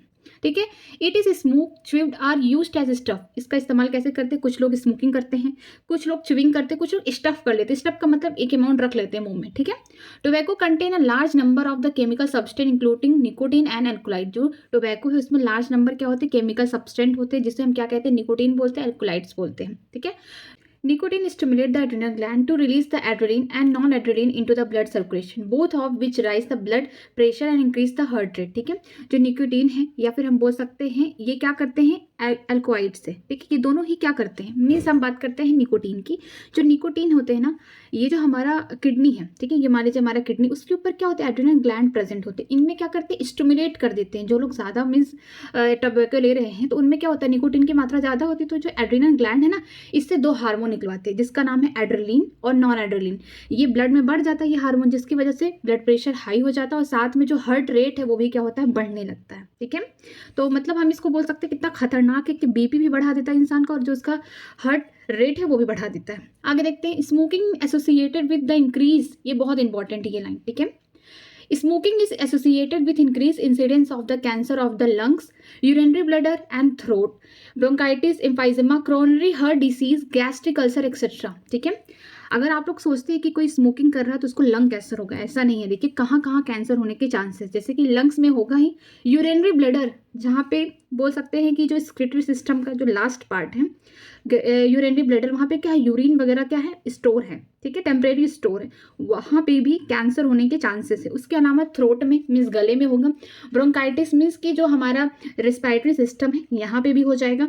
एम्फाइजेमा का मतलब होता है कि जो एल्वेलाई है ना, उसके जो वॉल हैं बाहर की वॉल, ये क्या हो जाएंगी, कम हो जाएंगी, उसका सरफेस इस तरीके से कम हो जाएगा, जो आगे चल के प्रॉब्लम क्या करेंगे, डिफ्यूजन मीन्स गैसेस का जो एक्सचेंज हो रहा है ना, उनमें दिक्कत करेंगी. साथ में जो कॉर्नरी हार्ट डिसीज है, मीन्स जो हार्ट के मसल्स हैं उनमें भी क्या होने के चांसेस हैं, कैंसर होने के चांसेस है. और गैस्ट्रिक अल्सर का मतलब है कि पेट में अल्सर भी हो सकता है जो लोग स्मोकिंग करते हैं. मीन्स कि कई जगह ऐसा नहीं है कि जो स्मोकिंग कर रहे हैं तो उनको सिर्फ लंग्स में प्रॉब्लम है, नहीं, थ्रोट में हो सकता है, यूरिनरी ब्लैडर में हो सकता है, एम्फाइजेमा हो सकता है, ब्रोंकाइटिस हो सकता है, कोरोनरी हार्ट डिसीज हो सकता है और अल्सर भी हो सकता है पेट में. ठीक है, tobacco chewing is associated with increase risk of the cancer in oral cavity. अगर जो लोग टोबैको को चबा चबा के खाते हैं तो जो उनका ये ओरल कैविटी है, मुंह में, यहाँ पे कैंसर होने के चांसेस हैं. आगे देखते हैं, smoking increases the carbon monoxide content in the blood and reduces the concentration of hemobound oxygen. This causes the oxygen deficiency in the body. जो लोग स्मोकिंग करते हैं ना, उनकी बॉडी में क्या है, कार्बन मोनोऑक्साइड की मात्रा ज़्यादा हो जाती है. तो हमारा जो हीमोग्लोबिन है ना, वो क्या करता है, ऑक्सीजन को लेके जाता है. ठीक है, तो जो हमारा हीमोग्लोबिन जो होते हैं, ये इनमें क्या होते हैं, ऑक्सीजन होते हैं. तो ये ऑक्सीजन से बाइंड ना करके किससे कर लेते हैं, कार्बन मोनोऑक्साइड से, क्योंकि कार्बन मोनोऑक्साइड के पास क्या है, 20 से 25 टाइम्स क्या है, कंसंट्रेशन है कि बाउंड करने की कैपेसिटी है किससे, हीमोग्लोबिन से, as compare to oxygen. Means 20 से 25 टाइम हम कह सकते हैं कि जो कार्बन मोनोऑक्साइड है ये बाइंड कर जाएगा हीमोग्लोबिन से एज कंपेयर टू ऑक्सीजन. तो जो लोग स्मोकिंग ज़्यादा करते हैं उनको क्या होगा, ऑक्सीजन की कमी भी हो जाएगी.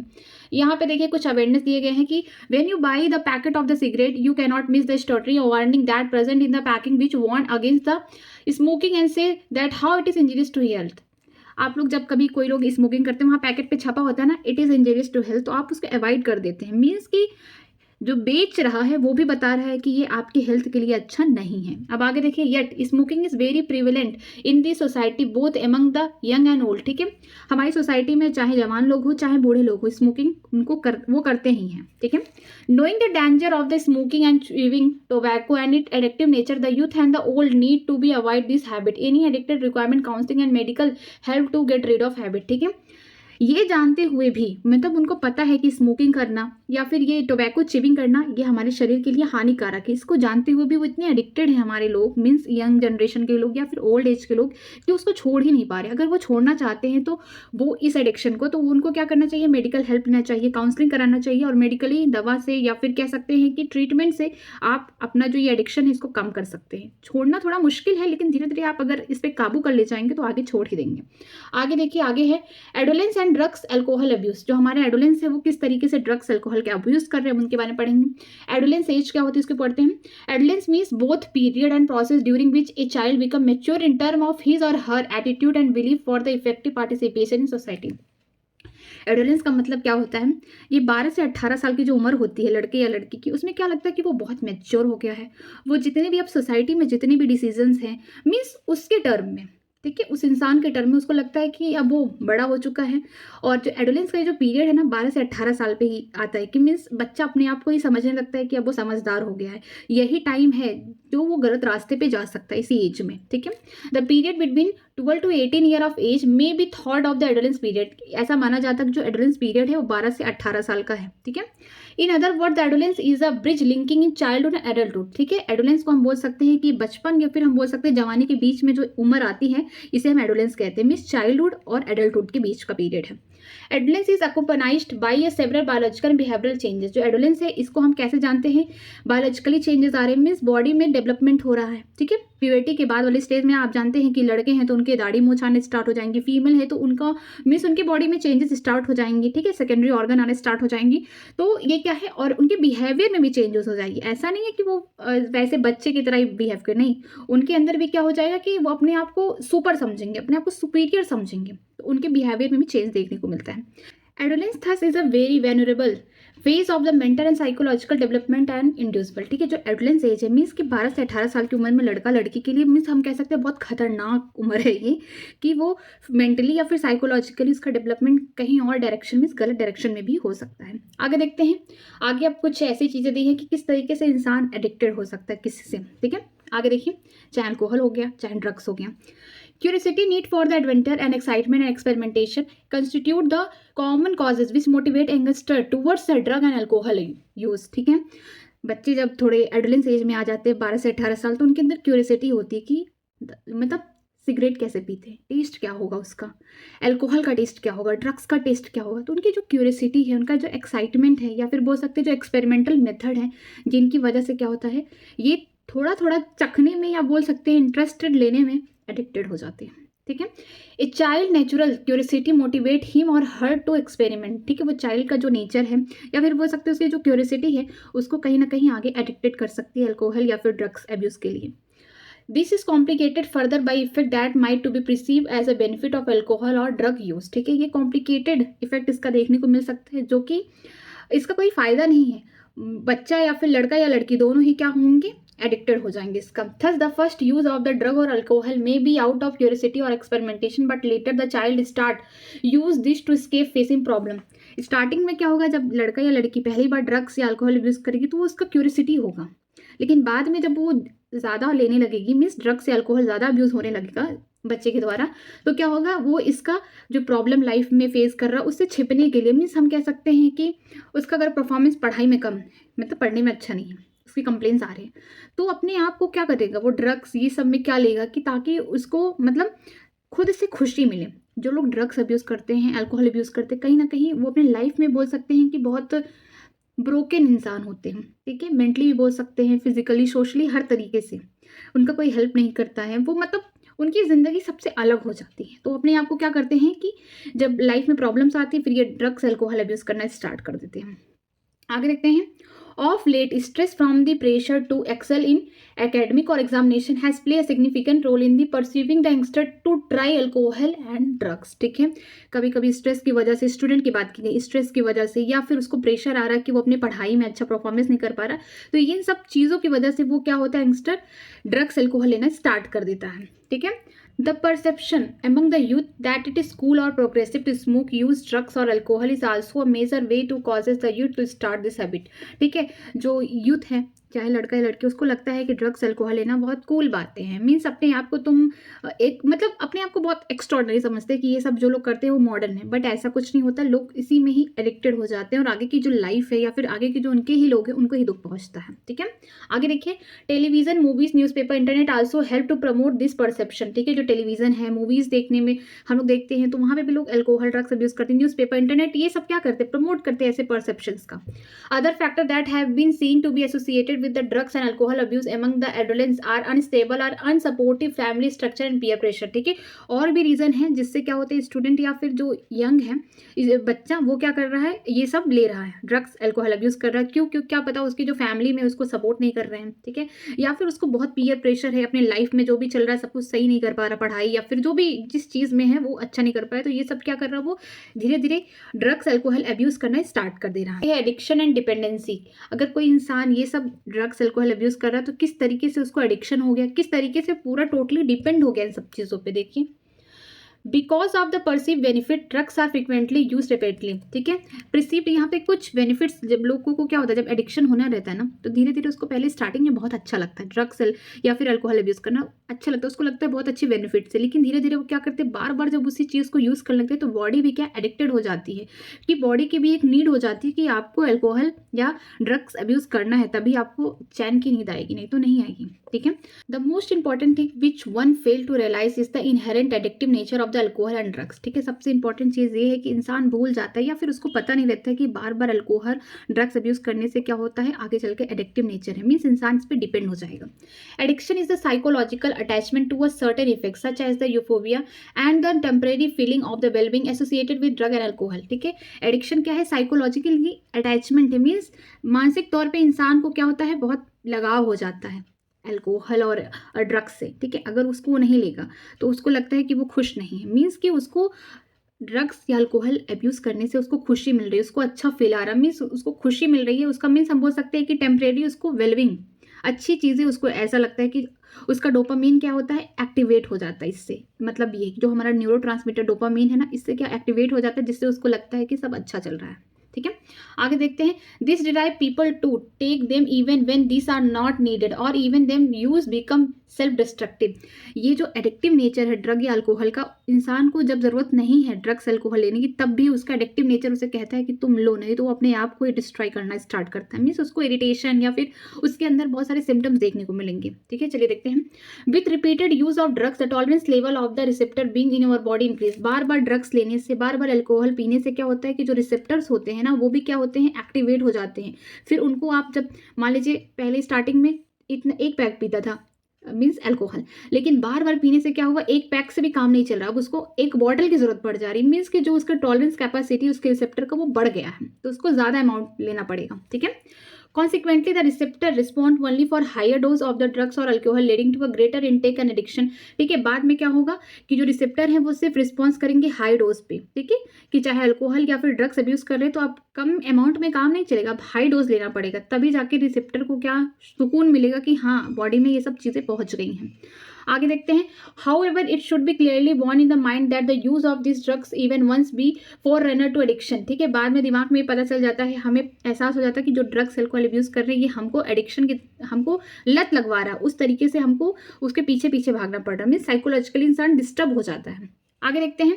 Thus the addictive potential of the drugs and alcohol push the user in a विस्कस circle leading to their regular use means abuse from this he or she may not able to get it in absence of any guidance or counselling the person get addicted and become dependent on their uses. ठीक है, जब वो बार बार drugs alcohol को abuse करेगा तो उसका जो पोटेंशियल है मीन्स जो एडिक्टिव नेचर है ड्रग्स अल्कोहल का, उसको बार बार उस विस्कस सर्कल में घेर देगा. ठीक है, उसको बोल सकते हैं कि खराब बना देगा इंसान को.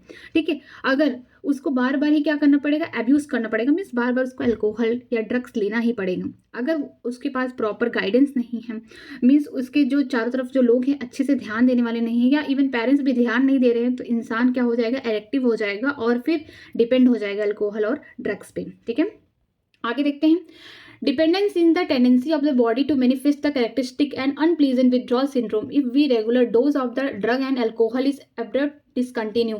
ठीक है, जो डिपेंडेंसी है अल्कोहल और ड्रग्स पे, बॉडी में धीरे धीरे क्या मैनिफेस्ट में उसकी तरफ खींची चली जाती है। ठीक है, अगर हम मान लीजिए विड्रॉल सिंड्रोम का मतलब है कि हम बंद कर दें लेना, ड्रग्स और अल्कोहल का यूज़ करना बंद कर दें, तो बॉडी में क्या हो जाएगा, कुछ चेंजेस देखने को मिलेंगी, जैसे बॉडी को मीन्स अच्छा फील ही नहीं आएगा। ठीक है, साइकोलॉजिकली इंसान डिस्टर्ब हो जाएगा इस चीज़ में। देखिए जैसे कैरेक्टराइज क्या किया गया है, this is characterise by anxiety, shakiness, nausea, sweating which may be relieve when use to resume again. ठीक है, जो इंसान बहुत टाइम से लंबे समय से ड्रग्स या अल्कोहल अब्यूज कर रहा था, उसने बीच में ही बंद कर दिया। ठीक है, तो उसमें कुछ सिंड्रोम देखने को मिले, मीन सिंड्रोम का मतलब सिम्टम्स देखने को मिले, जैसे एंजाइटी होना स्टार्ट हो जाएगी, शेकीनेस घबराहट होगी, ठीक है, वोमिटिंग होगी, उसको लगेगा कि वोमिटिंग में उसका पूरा मूड स्विंग हो जाएगा पूरी तरीके से। लेकिन जब वो फिर से अल्कोहल या फिर ड्रग्स अब्यूज करना स्टार्ट कर देगा, तो सारी जो ये सिम्टम्स ये खत्म हो जाएंगे, मीन्स कहीं ना कहीं वो पूरी तरीके से डिपेंड हो चुका है इन सब चीज़ों पे। In some cases, withdrawal syndrome can be severe and even life-threatening and the person may need the medical supervision। ठीक है, कुछ केसेस में क्या होता है, जो withdrawal syndrome है, जो ये सिंड्रोम बहुत हाईली होते हैं कि इंसान पूरी तरीके से क्या हो जाए, उसकी लाइफ को खतरा है, मतलब इतना एडिक्टेड हो गया कि उसकी बॉडी खुद ही रिस्पॉन्स नहीं कर रही है, मीन्स उसकी बॉडी को पूरा एडिक्शन हो गया है कि उसको मेडिकल ट्रीटमेंट की जरूरत पड़ रही है। अगर वो नहीं लिया फिर से ना, तो वो कहीं ना कहीं उसकी लाइफ को खतरा है। Dependence leading the patient to ignore all the social norm in order to get sufficient fund to state his or her need। This result in many social adjustment problem। ठीक है, जो लोग डिपेंड हो जाते हैं, ऐसे पेशेंट जो ज़्यादा करके ड्रग्स अल्कोहल यूज करते हैं, तो वो फिर क्या करते हैं, अपनी नीड पूरा करने के लिए क्या करते हैं, अब पैसा छुपाना, चोरी करना स्टार्ट करते हैं, या फिर सोशली वो क्या करते हैं, एडजस्ट करना पड़ता है, बहुत सारी प्रॉब्लम उन्हें फेस करनी पड़ती है, मीन्स एडिक्टेड हो जाते हैं, तो जो उनका पर्सनल लाइफ है ना कहीं डिस्टर्ब हो जाता है। ठीक है, आगे देखते हैं effect of drug alcohol abuse. ठीक है, क्या क्या इफेक्ट्स आते हैं ड्रग अल्कोहल अब्यूज करने से। The immediate adverse effect of the drug alcohol abuse are manifest in the form of the reckless behaviour, vandalism and violence. ठीक है, जो लोग ड्रग्स अल्कोहल अब्यूज करते हैं, तो उनका जो बिहेवियर होगा झगड़ालू किस्म का हो जाएंगे, मीन्स झगड़ा करने लगेंगे। ठीक है, वो बहुत ज़्यादा वायलेंस, मीन्स बहुत ज़्यादा बोल सकते हैं कि उनका जो बिहेवियर है ना बहुत ज़्यादा, मीन्स बहुत जल्दी गुस्सा आने लगेगा, वो किसी चीज़ को समझेंगे नहीं, मीन्स उनका जो बोल सकते हैं बिहेवियर वो बहुत खराब हो जाएगा। ठीक है, excessive dose of the drugs may lead to the coma death due to respiratory failure, heart failure और several hemorrhage। ठीक है, जो लोग ज़्यादा हाई डोज में ड्रग्स अल्कोहल अब्यूज कर रहे हैं, तो उनको कोमा भी हो सकता है, मीन्स कोमा भी जा सकते हैं, डेथ भी हो सकती है, चाहे हार्ट फेलियर से हो गया, चाहे हम बोल सकते हैं रिस्पायरेटरी फेलियर से हो गया, या फिर हम कह सकते हैं ब्रेन हेमरेज से भी हो गया। ठीक है, A combination of drugs on their use intake along with the alcohol generally result in overdose और even death। ठीक है, जो लोग ड्रग्स अल्कोहल को एक साथ लेते हैं, तो हाई डोज हो गया, अल्कोहल का भी एक डोज है, ड्रग्स का भी डोज है, अगर दोनों एक साथ ले रहे हैं तो ये क्या हो गया, ओवरडोज हो गया, जिसकी वजह से ना डेथ हो सकती है। The most common warning sign of the drugs alcohol abuse among the youth relate to drop in academic performance, unexplained absence from the school college, lack of interest in personal hygienic, withdrawal, isolation, depression, fatigue, aggressive and rebellious behavior, destroying relationship with family, friend and loss of the interest in hobbies, change in sleeping and eating habitat, fluctuation in weight and appetite। Means के कुछ sign देखने को मिले हैं। जो लोग alcohol addiction लेते हैं या फिर ड्रग्स एडिक्टेड हैं, उनमें क्या देखने को मिलेगा कि वो ऐसा क्यों कर रहे हैं। पहले रीज़न जानिए, उसका रीज़न ये है, क्या पता वो अपने एकेडमिक में, मीन्स अपनी पढ़ाई की परफॉर्मेंस उनकी बहुत खराब है, उनके पास कोई रीज़न नहीं है, क्योंकि वो लोग ये सब नशा करना स्टार्ट करती है, जिसकी वजह से वो अपनी पढ़ाई लिखाई में पीछे हो गए, और उनके पास कोई रीज़न नहीं है कि वो स्कूल क्यों नहीं जा रहे, कॉलेज क्यों नहीं जा रहे, उनका जो पर्सनल हाइजीनिक है, खुद के ऊपर ध्यान नहीं देंगे। ठीक है, उनके ऊपर मतलब वो डिप्रेशन में रहेंगे, उनको थकावट फील होगी, क्योंकि और कुछ और तो ले नहीं रहे, ये नशा ही तो कर रहे हैं, वो मीन्स एडिक्टेड है अल्कोहल और ड्रग्स से। ठीक है, और उनका जो रिलेशनशिप है ना, उनका जो बिहेवियर है अपने फैमिली या फ्रेंड से बहुत खराब हो गया। ठीक है, उनका जो इंटरेस्ट था, उनकी हॉबी मीन्स अपने खाली समय में जो भी काम करते हैं उससे भी हट जाएगा, उनका जो सोने खाने का जो टाइमिंग है वो भी बदल जाएगा, मीन्स उनके वेट में भी आपको वेट लॉस देखने को मिलेगा, मीन्स पूरी तरीके से उनकी जो लाइफ स्टाइल है वो क्या हो जाएगी, डिस्टर्ब हो जाएगी। ठीक है, आगे देखते हैं। There may even be some far reaching implication of the drugs alcohol abuse if the abuser is unable to get money to buy drugs alcohol, he or she may be turn stealing. The adverse effect are just not restricted to the person who is using drugs or alcohol। at times the drugs alcohol addicted become the cause of mental and financial distress to his or her entire family and friends। ठीक है, जब इंसान addicted हो जाएगा उसको रोज चाहिए drugs alcohol abuse करने के लिए। अगर उसके पास पैसा नहीं होगा तो वो चोरी करना स्टार्ट कर देगा। मीन्स इतना ज़्यादा एडिक्टेड है। और जो उसका रिलेशनशिप है उसकी फैमिली से, फाइनेंशियली मेंटली वो क्या हो जाएगा, डिस्टर्ब हो जाएगा। उसकी फैमिली उसके फ्रेंड भी कहीं ना कहीं डिस्टर्ब हो जाएंगे उसके बिहेवियर से। ठीक है, आगे देखिए, अब आगे चीज़ें अच्छी दी गई हैं। मीन्स अब ये कैसे आगे, मीन्स ड्रग्स लेने से या फिर अल्कोहल अब्यूज़ करने से कैसे कैसे सिम्टम्स, क्या क्या बीमारियां हो सकती है उसके बारे में पढ़ेंगे। ठीक है, those who takes drugs intravenously, direct injection into the vein using a needle and syringe are much more likely to acquire serious infection like AIDS and hepatitis B। ठीक है, ऐसे ड्रग्स जो क्या कर रहे हैं, वेनस में इंजेक्शन लगा रहे हैं, हमको वेन्स में इंजेक्शन लगा रहे हैं और वही सेम इंजेक्शन उनका फ्रेंड मीन्स उनके जो सर्कल के लोग लगा रहे हैं, तो ज़्यादा हाई चांसेस है कि क्या वो बहुत सीरियस बीमारी एक्वायर कर सकते हैं, जैसे एड्स हो गया, हेपेटाइटिस बी हो गया। ठीक है, किसी इंसान को अगर है बार बार वो ड्रग्स अब्यूज़ कर रहा है और उसके चारों तरफ जो लोग हैं वो भी वही कर रहे हैं, तो सेम इंजेक्शन से ही मीन सेम निडल से ही इस्तेमाल कर रहे हैं, ड्रग्स ले रहे हैं, जिसकी वजह से जिनको अगर बीमारी होगी तो दूसरे में भी फैल जाएगी, जैसे कि एड्स हो गया, hepatitis B. The viruses which are responsible for this disease are transfer from one person to another person by sharing infected needle and syringe. ठीक है, जिनमें अगर ये वायरस होगा, मीन्स इस बीमारी का वायरस हो गया, जैसे एड्स हो गया, हेपेटाइटिस बी, ये क्या होगा उस इंसान में जो जिनमें ये है, अगर उसका ही फ्लूड मीन्स उसका जो फ्लूड है अगर किसी नॉर्मल इंसान में चला गया तो भी बीमारी होगी। मीन्स कि अगर वो जो इंजेक्शन या सिरिंज यूज़ कर रहा है कहीं ना कहीं उसमें उसका ब्लड है, अगर दूसरा कोई यूज़ कर रहा है उसमें भी ये चला जाएगा तो ये इजीली ट्रांसफर हो जाएगा। ठीक है, both AIDS and hepatitis B infectious or chronic inflammation ultimately fatal, both can be transmitted through sexual contact or infected blood. ठीक है, जो एड्स है, हेपेटाइटिस बी है, ये क्या क्रॉनिक डिसीज है। मीन्स हम ये बोल सकते हैं कि धीरे धीरे बीमारी फैलती है, तुरंत नहीं पता चलेगा कि इस इंसान को एड्स या हेपेटाइटिस बी है। ये इन्फेक्शियस एक पर्सन से दूसरे पर्सन में भी जा सकता है, वो भी फ्लूइड के कांटेक्ट में। ठीक है, अगर बॉडी फ्लूइड मिल गया दोनों का तो वहाँ से जा सकता है और ये धीरे धीरे फैलता है और कोई इसका इलाज नहीं है, लास्ट में क्या होता है, डेथ ही हो जाता है। ठीक है, और ये easily both can transmitted, means दोनों बीमारी चाहे एड्स हेपेटाइटिस भी इजिली किस में ट्रांसफर होती है, सेक्सुअल कांटेक्ट रखने से। ठीक है, ऐसे पार्टनर से सेक्सुअल कांटेक्ट रखे जिसको ये बीमारी है तो दूसरे पार्टनर को भी इजिली हो जाएगा। साथ में कि अगर ब्लड ट्रांसफ्यूजन हो रहा है, मीन्स इन्फेक्टेड ब्लड आ गया बॉडी में, तो उससे भी क्या होगा, इंसान को बीमारी ये हो जाएगी, एड्स और हेपेटाइटिस बी। आगे देखते हैं, the use of alcohol during the adolescence may also have a long term effect. ठीक है, जो एडोलेंस एज से एल्कोहल पीना स्टार्ट करते हैं तो उनमें भी लॉन्ग टर्म में इफेक्ट देखने को मिलेगा, मीन्स कुछ साल बाद। It could be led to heavy drinking in adulthood, means कि जब वो एडल्टहुड में आ जाएगा तो वो हैवी ड्रिंकिंग करेगा, मीन्स उसके जो रिसेप्टर हैं उनकी जो टॉलरेंस कैपेसिटी और ज़्यादा हो गई, मीन्स ज़्यादा डोज पे क्या हो रहा है, सेटिस्फाई हो रहा है। The chronic usage of drugs and alcohol damage nervous system called liver cirrhosis. ठीक है, जो लोग ड्रग्स या फिर अल्कोहल ले रहे हैं बार बार तो ये डैमेज करेंगे किसको, नर्वस सिस्टम को। ठीक है, इसको साथ में जो लीवर है उसमें क्यूरोसिस मीन्स जो लीवर है वो धीरे धीरे सिकुड़ने लगेगा, मीन्स लीवर में भी बीमारी हो जाएगी। आगे देखते हैं, the use of drugs and alcohol during pregnancy also known to be एडल्ट्सफुल इफेक्ट टू फीटस। ऐसी मदर जो प्रेग्नेंट है वो अगर ड्रग्स अल्कोहल अब्यूज करे तो उसके फीटस पे भी क्या इसका गलत प्रभाव जाएगा। ठीक है, आगे देखते हैं, another miss use of the drugs is what certain sportsman do enhance their performance. ठीक है, कुछ स्पोर्टमैन होते हैं जो क्या करते हैं, ड्रग्स यूज करते हैं ताकि उनका परफॉर्मेंस क्या हो, इनहेंस हो जाए, मीन्स कि वो बहुत अच्छे से क्या करें, अपना परफॉर्मेंस दे। ठीक है, आगे देखते हैं, द मिस यूज बोल सकते हैं नैरोटिक analysis, anabolic steroid, diuretic and certain hormone in sport to increase the muscle strength and bulk to promote the aggressiveness and result to increase the athletic performance। ठीक है, जो स्पोर्टमैन है अगर ये drugs abuse करते हैं, मीन्स इसलिए करते हैं ताकि उनके अंदर ऐसे हार्मोन्स निकले जो उनको मतलब उनको गुस्सा दिलाएं कि तुमको ये काम करना है, मीन्स अंदर से क्या हो, उनके अंदर एक मोटिवेशन भी कह सकते हैं या फिर बोल सकते हैं कि ऐसे हार्मोन रिलीज हो गए हैं जिससे वो काम करना है। ठीक है, तो क्या करते हैं, मसल की स्ट्रेंथ, जो मसल की स्ट्रेंथ है उसको मजबूत बनाते हैं और साथ में उन्हें गुस्सा भी दिलाते हैं ताकि वो अपना परफॉर्मेंस अच्छा दे सके। ठीक है, the side effect of the use of anabolic steroid in female. अब फीमेल में साइड इफेक्ट क्या है जो एनाबॉलिक स्टेरॉइड्स लेती हैं। ठीक है, जैसे कि देखिए, इंक्लूडेड मस्कुलेशन फीचर लाइक मेल, उनके अंदर आदमी जैसा व्यवहार हो जाएगा, मीन्स कि फीमेल तो है लेकिन उनका जो गुस्सा है, उनका जो मूड है आदमी जैसा हो जाएगा, मेल जैसा हो जाएगा। साथ में इंक्रीज एग्रेसिवनेस, मीन्स बहुत ज़्यादा गुस्सा आएगा। ठीक है, मूड स्विंग, मीन्स उनका मूड स्विंग होता रहेगा, कभी इरिटेट होंगी तो कभी खुश होंगी, मीन्स उनका हमेशा माइंड चेंज होता रहेगा। उसके अलावा डिप्रेशन हो सकता है, एबनॉर्मल मेंस्ट्रुएशन साइकिल, अब ड्रग्स अब्यूज कर रही हैं तो कुछ तो बॉडी में भी इफेक्ट आएगा ना, तो इनका जो मेंस्ट्रुएशन साइकिल है वो भी डिस्टर्ब हो जाएगा। उसके साथ साथ excess hair growth on face and body और फेस पे क्या होगा, हेयर ग्रोथ करना है स्टार्ट हो जाएगा, मीन्स ज़्यादा बाल आने लगेंगे। उसके साथ इन्लार्जमेंट ऑफ क्लोटिस, जो क्लोटिस है ये फीमेल के एक्सटर्नल जेनिटलिया, उनमें इन्लार्जमेंट हो जाएगी, मीन्स साइज बढ़ जाएगा। और डीपनिंग वॉइस, मीन्स वॉइस क्या है, भारी हो जाएगी, मीन्स आवाज़ जैसे मेल की तरह धीरे धीरे होने लगेगी, कुछ फीचर्स चेंज हो जाएंगे फीमेल के। उसके अलावा दिया गया है मेल में मेल इंक्लूडेड एक्ने, चेहरे पे दाने मुहासे होने लगेंगे, जो मेल क्या करते हैं, अल्कोहल या फिर ड्रग्स अब्यूज करते हैं। ये सब उनके बॉडी के क्या है, सिम्टम्स हमको दिखा रहे हैं कि वो एडिक्टेड हैं, ठीक है। या फिर बोल सकते हैं जो एनाबॉलिक स्टेरॉइड लेते हैं उनमें देखने को भी मिलते हैं, ठीक है। इंक्रीज एग्रेसिवनेस, मीन्स इनमें भी बहुत गुस्सा चिड़चिड़ापन पूरा भरा रहेगा, साथ में मूड स्विंग इनके भी होंगे, ठीक है। डिप्रेशन इनको भी होगा। Reduction in the size of testicular, जो टेस्टिस है उसकी साइज छोटी हो जाएगी, मीन्स कि स्पर्म का प्रोडक्शन यहाँ पे क्या हो जाएगा, उनकी बॉडी में कम हो जाएगा।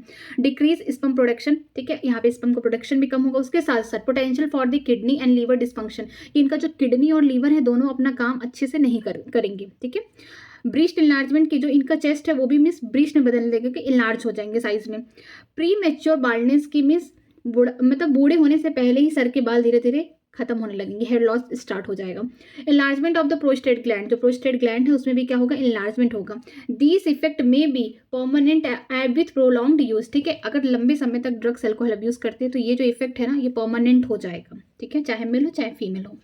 इन द एडोलेंस मेल और female, severe facial and body acne and the premature closure of the growth center of the long bone may result in stunted growth, ठीक है। अगर एडोलेंस एज में, मीन्स की ऐसी एज है जो 12 से 18 साल, यहाँ पे लड़की की भी हाइट बढ़ सकती है, लड़के की भी बढ़ सकती है। अगर वो एडोलेंस एज से ही अल्कोहल या फिर ड्रग्स अब्यूज कर रहे हैं ना, तो सीवियर केस में क्या होगा, फेस पे बॉडी पे एक्ने होने लगेंगे, मीन्स मुहासे आने लगेंगे, ठीक है, पिंपल्स होने लगेंगे। उसके अलावा जो ग्रोथ सेंटर है ना वो भी क्या हो जाएगा, क्लोज हो जाएगा, तो उनकी हाइट नहीं बढ़ पाएगी। तो जो उनके लॉन्ग बोन है, मीन्स पैर के जो बोन है उनकी हाइट नहीं बढ़ पाएगी, जिसकी वजह से वो नाटे रह जाएंगे, मीन्स शॉर्ट हाइटेड पर्सन हो जाएंगे। आगे देखते हैं, आगे है प्रिवेंशन एंड कंट्रोल, किस तरीके से हम बचाव कर सकते हैं, कंट्रोल कर सकते हैं कि हम अल्कोहल या फिर ड्रग्स अब्यूज ना करें, ठीक है। The old age of the prevention is the better than cure, hold a true also, ठीक है। बहुत पहले से ये कहावत है कि prevention is better than cure, कि हम बचाओ ही ज़्यादा सही है इलाज से, ठीक है। तो अब आगे देखिए इसको सही कैसे साबित करते हैं। It is also true that the habits such as smoking, taking drugs or alcohol are more likely to be taken up the young age and more during the adolescence, ठीक है। ये जो हैबिट है, ये जो आदत है स्मोकिंग करना, ड्रग्स लेना, अल्कोहल पीना, ठीक है, ये ज़्यादा करके यंग एज में देखने को मिल रही है, ठीक है। जो एडोलेंस में बच्चे हैं वही स्टार्ट कर रहे हैं लेना। Hence it is the best to identify the situation that may push out the adolescence towards the drugs or alcohol to take remedial measure well in the time, ठीक है। तो ये पता करना बहुत ज़्यादा ज़रूरी है कि बच्चा ऐसा क्यों कर रहा है, क्यों वो अल्कोहल पीना स्टार्ट किया, ठीक है, क्यों वो ड्रग्स लेना स्टार्ट करा, मीन्स उसके रीजन को जानने की कोशिश करें कि एडोलेंस एज से ही ऐसा काम क्यों करना स्टार्ट किया है, ठीक है। In this regard parents and teacher have special responsibility, इसके लिए पेरेंट्स और टीचर की दोनों की अच्छी रिस्पॉन्सिबिलिटी होना चाहिए कि बच्चे को अच्छा सलाह दें, मीन्स गाइडेंस करें, और साथ में देखें, ध्यान भी दें कि वो लड़का या लड़की सही डायरेक्शन में है या नहीं है। आगे देखते हैं, parenting that become with the high level of the nourishments and the constant discipline has been associated with lower risk of the substance like alcohol, drugs, tobacco abuse, ठीक है। जो पेरेंट है अगर वो डिसिप्लिन बना के रखते हैं, बच्चों को थोड़ा सा समझा के रखें या फिर डिसिप्लिन में रखें, अनुशासन में रखें, जिसकी वजह से बच्चा जो है अल्कोहल, ड्रग्स या टोबैको अब्यूज नहीं करेगा, मीन्स बहुत कम रिस्क। जिसके घर वाले थोड़े ज़्यादा छूट दे देते हैं बच्चों को तो बच्चा गलत डायरेक्शन में चला जाता है। अगर घर वाले ही थोड़े बोल सकते हैं स्ट्रिक्ट रहें तो बच्चा गलत डायरेक्शन में जल्दी नहीं जाएगा। Some of the measures mentioned here would be particularly helpful for the prevention and control of alcohol, drugs abuse among adolescents, ठीक है। कुछ यहाँ पे मेजर्स पॉइंट दिए गए हैं, मीन्स बहुत तरीके की यहाँ पे कुछ एडवाइसेस दी गई हैं ताकि जो बच्चा है एडोलेंस एज में ड्रग्स अल्कोहल अब्यूज ना करे। पहला क्या है, अवॉइड अनड्यू पीयर प्रेशर, ठीक है। यहाँ पे बच्चे को अवॉइड करना है कि जो उसको प्रेशर हो रहा है पढ़ाई से या फिर उसके लाइफ में जो भी प्रॉब्लम्स है उसको क्या करना है, कम करना है। जिसकी वजह से क्या हो, ये भी एक रीज़न हो सकता है कि अगर कोई बच्चा ड्रग्स अल्कोहल अब्यूज कर रहा है तो उसका भी मिस एक रीज़न हो सकता है पीयर प्रेशर ज़्यादा है, फैमिली ज़्यादा प्रेशर कर रही है या फिर वो खुद ही ज़्यादा स्ट्रेस में है, ठीक है। Every child has his her own choice and personality which would be respected and nourished. A child should not be pushed unduly to perform beyond his or her threatened limit. It would be study, sport or other activity. हर बच्चे के पास एक opportunity है, उसकी choice है कि वो life में क्या करना चाहता है। तो पेरेंट्स हो या टीचर हो उसको फोर्सफुली वो काम ना करवाएं, जिसकी वजह से उसे स्ट्रेस या फिर ये बोल सकते हैं पीयर प्रेशर ना हो। ठीक है, तो ये घर वालों को भी समझने की ज़रूरत है कि बच्चे की जिसमें मन है, अगर घर वाले चाहते हैं कि बच्चा पढ़ाई लिखाई करके आगे इंजीनियर बने और बच्चा चाहता है कि उसको स्पोर्ट में जाना है, तो आप उसको स्पोर्ट में डालिए। ठीक है, जिसमें उसका इंटरेस्ट है आप उसमें उसको भेजिए, तभी आप उसका अच्छा परफॉर्मेंस दे सकते हैं। या फिर हम ये भी देख सकते हैं कि वो अल्कोहल या फिर ड्रग्स अब्यूज से दूर रहे, ये भी एक रीज़न है। आगे देखते हैं, आगे है एजुकेशन एंड काउंसलिंग। ठीक है, अब एजुकेशन का काम क्या है यहाँ पे, educating and counselling him or her to face the problem and stresses and to accept the disappointment and failure as a part of life. कि बच्चों को समझाना चाहिए कि जो लाइफ में हार जीत तो लगा ही रहता है। ठीक है, तो स्ट्रेस लेने की जरूरत नहीं है, निराश होने की जरूरत नहीं है, बस लाइफ का पार्ट है। ठीक है, इससे लाइफ खत्म नहीं है, बस ये जस्ट अ पार्ट है। ठीक है, it would be also be worthwhile to channelise the children या फिर child energy into the healthy pursuit like sport हो गया, रीडिंग हो गया, music, yoga and other extracurricular activity. ठीक है, जो बच्चा है उसको और भी उसको मतलब हम कह सकते हैं मोटिवेट करना चाहिए। अगर वो कहीं से उसको निराशा है, अपनी लाइफ में कुछ अच्छा नहीं कर पा रहा है या फेल हो गया, तो आप उसको निराश करिए नहीं, आप उसको आगे और दूसरी उसको मिस मेंटली स्टेबल, मतलब मेंटली आप उसको स्टेबल करिए, आप मेंटली उसका सपोर्ट करिए, उसको जैसे स्पोर्ट में खिलाइए, रीडिंग कराइए, म्यूजिक सुनाइए, योगा कराइए और बहुत सारी एक्टिविटी कराइए जिससे वो क्या हो, इंसान खुश रहे। ठीक है, ये भी एक रीज़न है। Seeking help from the parents and peers. ठीक है, अगर बच्चा गलती कर रहा है तो हमें पेरेंट्स या फिर टीचर से हेल्प लेनी चाहिए। देखिए, help from the parents and peers should be sought immediately so that they can guide appropriately. Help may be even be shout from the close and trusted friend. Beside getting proper advice to sort out their problem, this would be young to be vent their feeling anxiety and guilt. ठीक है, अगर बच्चा गलत कर रहा है तो parents को भी क्या करना है, बच्चे का सपोर्ट करना, उसे गाइड करना है। अगर उसका फ्रेंड भी उसको उसका मतलब अगर वो कुछ गलत काम कर रहा है, मीन्स अल्कोहल अब्यूज कर रहा है सपोज करिए, तो फैमिली को ये नहीं कि मारना पीटना, ऐसा नहीं करना, उसको समझाना कि वो काम गलत कर रहा है, उसको गलत रास्ते से सही रास्ते पे लाना है। या फिर अगर क्लोज फ्रेंड है वो भी उसको समझा सकता है, ताकि वो इंसान आगे चल के जो भी उसके लाइफ में प्रॉब्लम्स है उसको भी हैंडल करना सीखे और साथ में गलत चीज़ों पे डिपेंड ना रहे। ठीक है, आगे चलते हैं, लुकिंग फॉर डेंजर साइन। अगर आपको डेंजर साइन दिखता है तब alert parents and teacher need to look for the identified dangerous sign discuss above. Even friend if they find someone using drugs alcohol should not hesitate to bring this to be notice of the parents or teacher in the best interest of the person concerned. Appropriate measure would be required to diagnosis and medley the underlying causes. This would be help the initiating proper remedial step or treatment. ठीक है, अगर कोई दोस्त देख लिया कि जो बच्चा उसका फ्रेंड है वो क्या है, अल्कोहल अब्यूज़ कर रहा है, ड्रग्स अब्यूज़ कर रहा है, तो उसको हेजिटेट नहीं होना है। उसको ये नहीं सोचना कि मेरा दोस्त है, मैं इसको मम्मी की इसके बताऊँ या ना बताऊँ, टीचर्स को बताऊँ ना या ना बताऊँ, ऐसा नहीं सोचना है, क्योंकि वो गलत रास्ते पे जा रहा है। और अगर वो शुरुआती टाइम पे है, मीन्स अभी इनिशियली वो लेना स्टार्ट किया है, ड्रग्स अब्यूज़ करना स्टार्ट किया है, अल्कोहल अब्यूज़ करना स्टार्ट किया है, तो फ्रेंड्स को हेजिटेट नहीं होना, टीचर को इन्फॉर्म कर देना है या तो उसके पेरेंट्स को बता देना है, ताकि उसको मतलब समझाया जा सके। या फिर अगर वो एडिक्टेड हो गया है तब भी मेडिकल की हेल्प से क्या करे, उसको छुटकारा दिलाया जा सके कि आगे वो अब्यूज़ ना करें। ठीक है, मिस कि फ्रेंड अगर जान रहा है तो फ्रेंड को इग्नोर नहीं करना है, वो अपने टीचर्स या फिर उसके पेरेंट्स को भी बता सकता है डायरेक्टली। ठीक है, आगे देखते हैं, सीकिंग प्रोफेशनल मेडिकल हेल्प। अगर कोई ज़्यादा एडिक्टेड है तो उसको क्या लेना है, प्रोफेशनल या फिर मेडिकल हेल्प लेना है। ठीक है, a lot of help is available in the form of highly qualified psychologist and psychiatrist and de addiction and rehabilitation program to help the individual who have to unfortunately got in the quagmire of the drugs alcohol abuse. With the such help, the affected individual with sufficient effort and willpower can get rid of the problem completely and lead a perfectly normal and healthy life. ठीक है, अगर कोई इंसान बहुत ज़्यादा addicted है, means alcohol या drugs का अब्यूज़ कर रहा है, तो उसको हमको साइकोलॉजिस्ट को दिखाना है, साइकियाट्रिस्ट को दिखाना है, ताकि वो इन सब चीज़ों से दूर हो जाए। मीन्स उसको मेंटली भी सपोर्ट मिले, साइकोलॉजिकली भी मिले और साथ में उसको दवा भी दिया जाए ताकि ये सब चीज़ों से दूर हो जाए। ठीक है, एडिक्शन धीरे धीरे होता है, इंसान एक दिन में एडिक्टेड नहीं होता है कोई चीज़ का। मीन्स पहले वो स्टार्टिंग में उसने अल्कोहल या फिर ड्रग अब्यूज़ किया तो वो उसकी मीन्स बोल सकते हैं एक्साइटमेंट में या फिर उसने अपनी ही वजह से लिया है, अपनी लाइफ में कुछ प्रॉब्लम स्ट्रेस की वजह से लिया है, ठीक है, प्रेशर की वजह से लिया। लेकिन धीरे धीरे क्या होता है, इंसान एडिक्टेड हो जाता है, बाद में उसे पता चलता है कहीं ना कहीं, फिर बाद में उसको मेडिकली अपने आप को मीन्स इन सब से छुटकारा दिलवाना है पड़ता है। तो फिर क्या करना चाहिए, उसको क्वालिफाइड या फिर मेडिकल हेल्प लेना चाहिए, काउंसलिंग कराना चाहिए, अपनी सारी प्रॉब्लम्स को बताना चाहिए, जिससे क्या हो सके, हेल्प मिल सके कि धीरे धीरे वो क्या करे, छोड़ सके। और उसका विल पावर भी स्ट्रांग होना चाहिए ताकि वो उसको सच में छोड़ सके। ठीक है, एक दिन में तो छोड़ेगा नहीं, लेकिन हाँ कम से कम धीरे धीरे करके उसका एडिक्शन कम कर सके और एक दिन पूरी तरीके से फ्री हो जाए। ठीक है, एडिक्शन से। आगे देखिए समरी में क्या दिया है, health is not just absence of disease, जैसे हमने पहले ही देखा था कि हेल्थ का मतलब ये नहीं है कि बीमारी ना है शरीर में, ठीक है। मिस फिटनेस, आप ये सब देख के आप हेल्थ को नहीं डिफाइन कर सकते। आप हेल्थ को डिफाइन कैसे किया है WHO ने? It is a state of complete physical, mental, social, psychological wellbeing, ठीक है। फिजिकली, मेंटली, सोशली, साइकोलॉजिकली, ये नहीं दिया बुक में, लेकिन समरी में छिपा के दिया है, तो आप इसको जरूर पढ़ा करिए समरी को, ठीक है। पूरी तरीके से इंसान वेलबींग हो तो वो हेल्दी है, ठीक है। Disease like typhoid, cholera, pneumonia, fungal infection of the skin, malaria may have other are the major cause of distress into human। जैसे कि हमने बहुत सारी बीमारियां पढ़ी थी, टाइफाइड हो गया, कॉलरा हो गया, निमोनिया हो गया, फंगल इन्फेक्शन, स्किन, ये सब के कॉजेटिक एजेंट क्या थे, इनके सिम्टम्स क्या हैं, हमें किस तरीके से प्रिकॉशन लेनी चाहिए, ठीक है। ये सब अच्छे से आप लोग पढ़ लीजिएगा।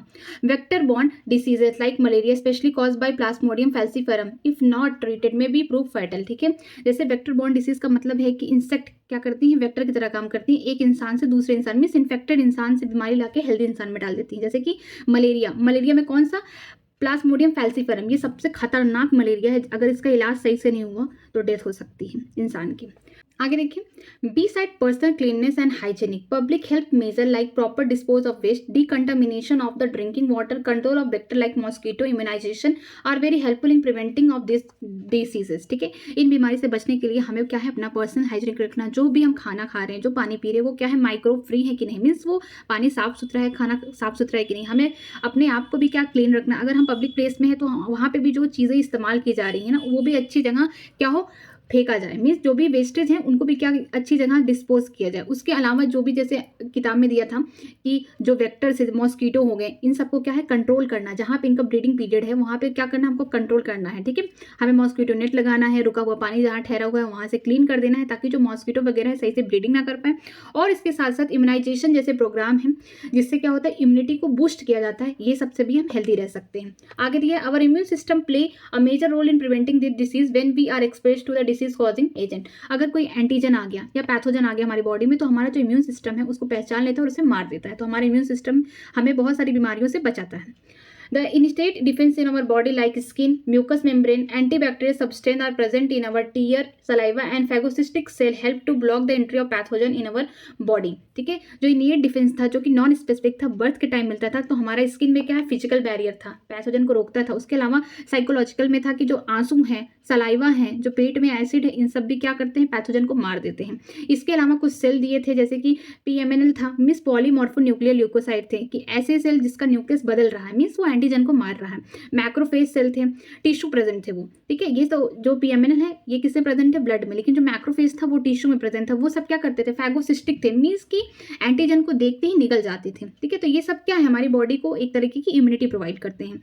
If the pathogen succeed in gaining entry to our body, specific antibody means humoral immune response and cell mediated immune response serve to kill this pathogen। अगर कोई पैथोजन हमारे बॉडी में एंटर कर गया तो हमारे ब्लड में भी एंटीबॉडीज प्रेजेंट है, जिससे ह्यूमरल इम्यून रिस्पॉन्स हो गया, हमारी सेल में भी एंटीबॉडी प्रेजेंट है। सेल मीडिएटेड इम्यूनिटी उनको क्या करती है, किल कर देती है, मार भगाती है। इम्यून सिस्टम हैज मेमोरी, हमारा जो इम्यून सिस्टम है उसके पास मेमोरी है किसी पैथोजन के लिए। अगर कोई पहली बार पैथोजन हमारी बॉडी में आया तो हमारा बॉडी भी डिटेक्ट करेगा कि हमारी बॉडी का ही सेल है या फिर बाहर से आया। तो जो इसकी इंटेंसिटी होगी हमारी इम्यून सिस्टम की, बहुत बोल सकते हैं स्लो है। लेकिन जब अगली बार आया, दूसरी बार मीन्स आया, सेकेंड टाइम आया, तो क्या होता है, हमारी बॉडी ने पहले से मेमोरी बना ली है, मीन्स पहले से एंटीबॉडी बना के रखी उस पैथोजन के अगेन, और नेक्स्ट टाइम जब आएगा तो हमारी बॉडी का जो इम्यून सिस्टम है उसकी इंटेंसिटी हाई होगी और उसे मार भगाएगा। On subsequent exposure of the same pathogen the immune system respond in rapid and more intense, ठीक है। जब दूसरी बार वो पैथोजन आएगा या फिर वो सेम पैथोजन आ गया, वही सेम पैथोजन आना चाहिए, ऐसा नहीं कि डिफरेंट पैथोजन आया तो हमारी बॉडी इम्यूनिटी तेज शो करे, नहीं, सेम पैथोजन जब आएगा, ठीक है, वही सेम एंटीजन, तो उसको दूसरी बार में ही मार के बहुत जल्दी भगा देगा। आगे दिया है, this form the basic protection effort by vaccinisation immunisation, ठीक है। जो वैक्सीनाइजेशन है, इम्यूनाइजेशन है, ये भी क्या करते हैं, पैथोजन को मारने में हेल्प कराते हैं। देखिए कैसे, कोविड का एग्जांपल मैं दे रही हूँ कि कोविड जब आया था, जो इंजेक्शंस लग रहे थे वो क्या था, वो कोविड का जो वायरस था ना, उसी को हीट किल्ड कर दिया, उसे अधमरा कर दिया, और उसको इंजेक्शन के फॉर्म में हमें दिया जा रहा था। तो हमारी बॉडी को लगता था कि बाहर से एंटीजन है, फिर धीरे धीरे हमारी बॉडी क्या करती है, उसके अगेंस्ट एंटीबॉडी बनाना स्टार्ट करती है। और जब सच में कोविड का वायरस उस इंसान में आएगा जिसने पहले से ही इंजेक्शन ले लिया, वैक्सीन ले ली है, तो हमारी बॉडी पहले से ही तैयार रहेगी एंटीबॉडी बना के, ठीक है। क्योंकि इसी जो वैक्सीनाइजेशन इम्यूनाइजेशन है, इसकी हेल्प से ना हम पहले से प्रिपेयर हो जाते हैं उस एंटीजन या फिर हम बोल सकते हैं उस पैथोजन के अगेंस्ट, ठीक है। Among the other disease like AIDS and cancer kill a large number of individual worldwide, ठीक है। एड्स जैसी बीमारी हो गई, कैंसर जैसी बीमारी बहुत ज़्यादा फैल रही है, जिससे बहुत लोग मर रहे हैं ऑल ओवर द वर्ल्ड, ठीक है।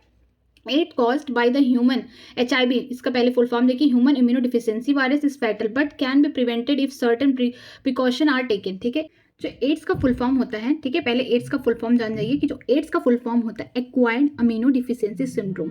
नाम से लग रहा है कि बीमारी को लाइफ टाइम में पाया है कोई इंडिविजुअल। ठीक है, एक्वायर्ड है। इम्यूनो डिफिशियंसी का मतलब है कि इम्यून सिस्टम कमजोर हो जाता है और ढेर सारे सिम्टम्स देखने को मिलते हैं। ये होता है वायरस से जिसका नाम है HIV। HIV का फुल फॉर्म है ह्यूमन अमीनो डिफिशियंसी वायरस। ठीक है, जिसको ये बीमारी एड्स हो जाती है उसकी मौत निश्चित है, लेकिन ऐसा नहीं है कि हम प्रिकॉशन नहीं रख सकते, प्रिकॉशंस रख सकते हैं जिसकी वजह से इस बीमारी से बचा जा सकता है।